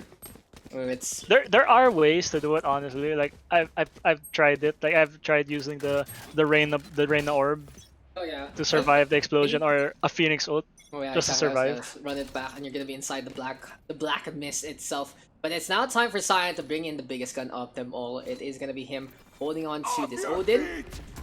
Rolling Thunder though, trying to confirm everything, and it's time for bullets to spray on again. Will it be enough? He leads it to nothing. Sprackle Lady will get that takedown instead. Bounces that grenade though on the wrong side. Highly unfortunate, but Shroud getting lead into the takedown instead. The attacking side already going on to B side. Good execution, and I like this a lot better from them. There's no hesitation. They just go, go, go. They go at it as much as possible. And Crispy and Odette coming from the high should be a good flank. Peaky though. Devigod is taking the bullets there for his Phoenix basically. 6-6 did not blow out that Moombot, so it's only Devigod's position that has been kind of what do you say, kind of called out for. 2 versus 5 though. Odds are very against the defense right now. The Reyna. That'll be Snow with that takedown. Deciding to go for the push. Devar also. I think they want blood. Devigod has to run on away. Sees a little They bit want of target. blood. Run. They are hunting for it. The Cypher is going to be a feast right here, right now. And keep an eye out on the other Cypher. Crispy is coming through the middle. Can they actually see each other, Billy? Time is running out though for this cancer kill. Can it actually lead to anything? MLB Snow coming on over. Doesn't really do too much though. And that is just going to be it again. 11-9 right now. Still the advantage for I Love Foods. But it seems like, as we said, this match is pretty close. Koala and friends looking to even things up. Yeah, I think the biggest turnaround here was all about the Reyna, MLB Snow finally playing with this team. Because at this point, what you want is for Crispy to be the one to going on those flanks, because he's not really needed in those team fights, honestly, compared to Arena.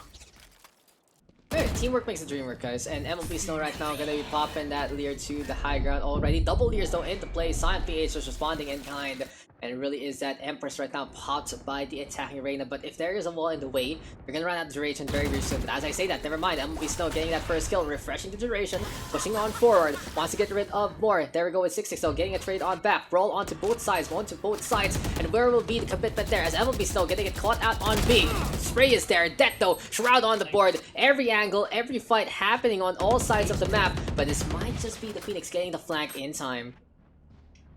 Yeah, the problem is that the spikes out in the open, and Crispy's stuck on their A site. It has to be a rescue mission here from Shroud, but can he actually get the angle on in the first place? Then in the meantime, staying on the high ground, 45 seconds left, and they can wait out to maybe the breach things, but no, not gonna happen. 6-6 instead with the spot over. The camera play is there, drop down time, and the Omen says, I am gonna be Death Destroyer of Worlds, bringing in the action. And we are on match point for I Love Foods. They are up by 3.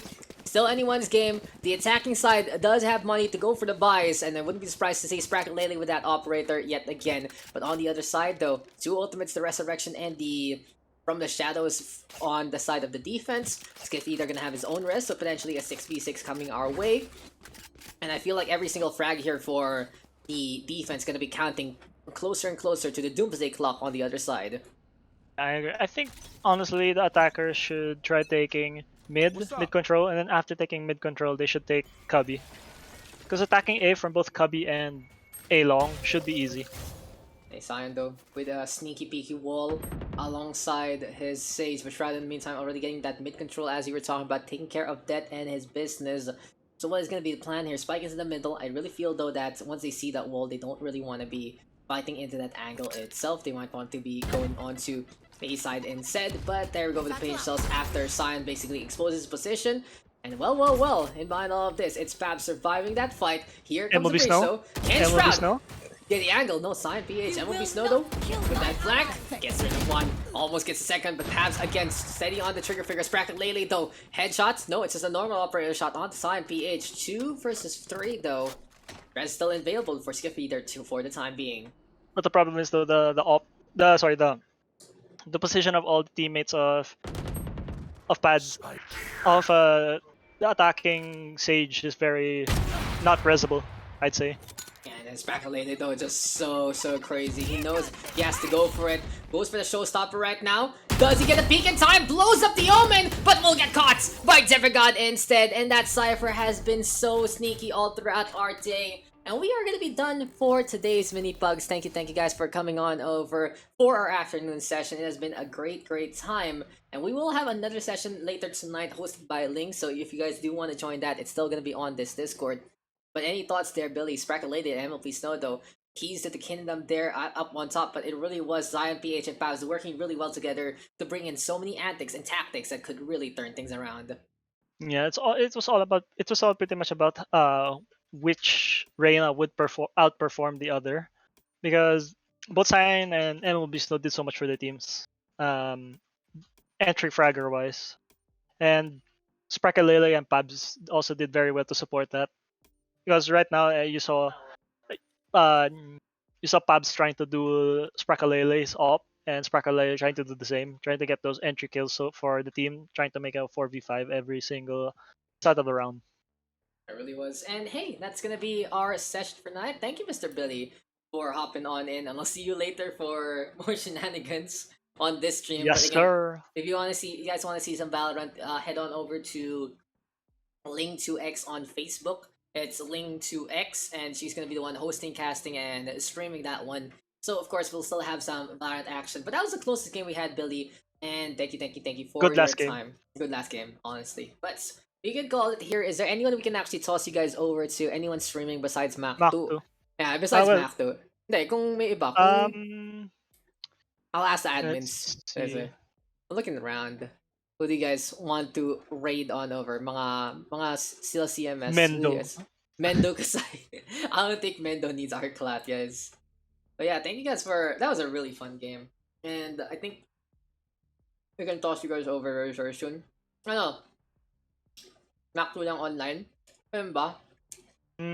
Let's see. Oh, the I'll Jet scroll. voice actress. I'll scroll the agent. Nah, I'll scroll the agent real quick. And who's streaming? Jet's voice actress. Who's streaming? Mac 2 lang online. Eto, si ano. You guys know a nine named Nasty Fox? I see him in ano. I see him online right now on Z Discord. And maybe I can just toss you guys over. Is this a smaller streamer? Give them some love. Just be like, hey, you should join the plugs afterwards. And after this, I'm gonna be setting things up. I will also be getting ready for a stream later for Overwatch, and at the same time, I'm gonna be watching some ESL Australia because I like StarCraft, and that's pretty much it. But anyway, guys, thank you guys for tuning on in. Thank you guys for coming for today. I'll raid this guy because he's part of the Discord. Right pala eh. Ano pala si Nasty Fox eh. Sa chat. So solid. Yun na lang. Thank you guys for loving the haircut. And we'll toss you guys over there. Thank you guys for tuning on in. It's been a great one. And I'll see you guys in our next session. I don't know when, but I'll see you guys then. Have a good day.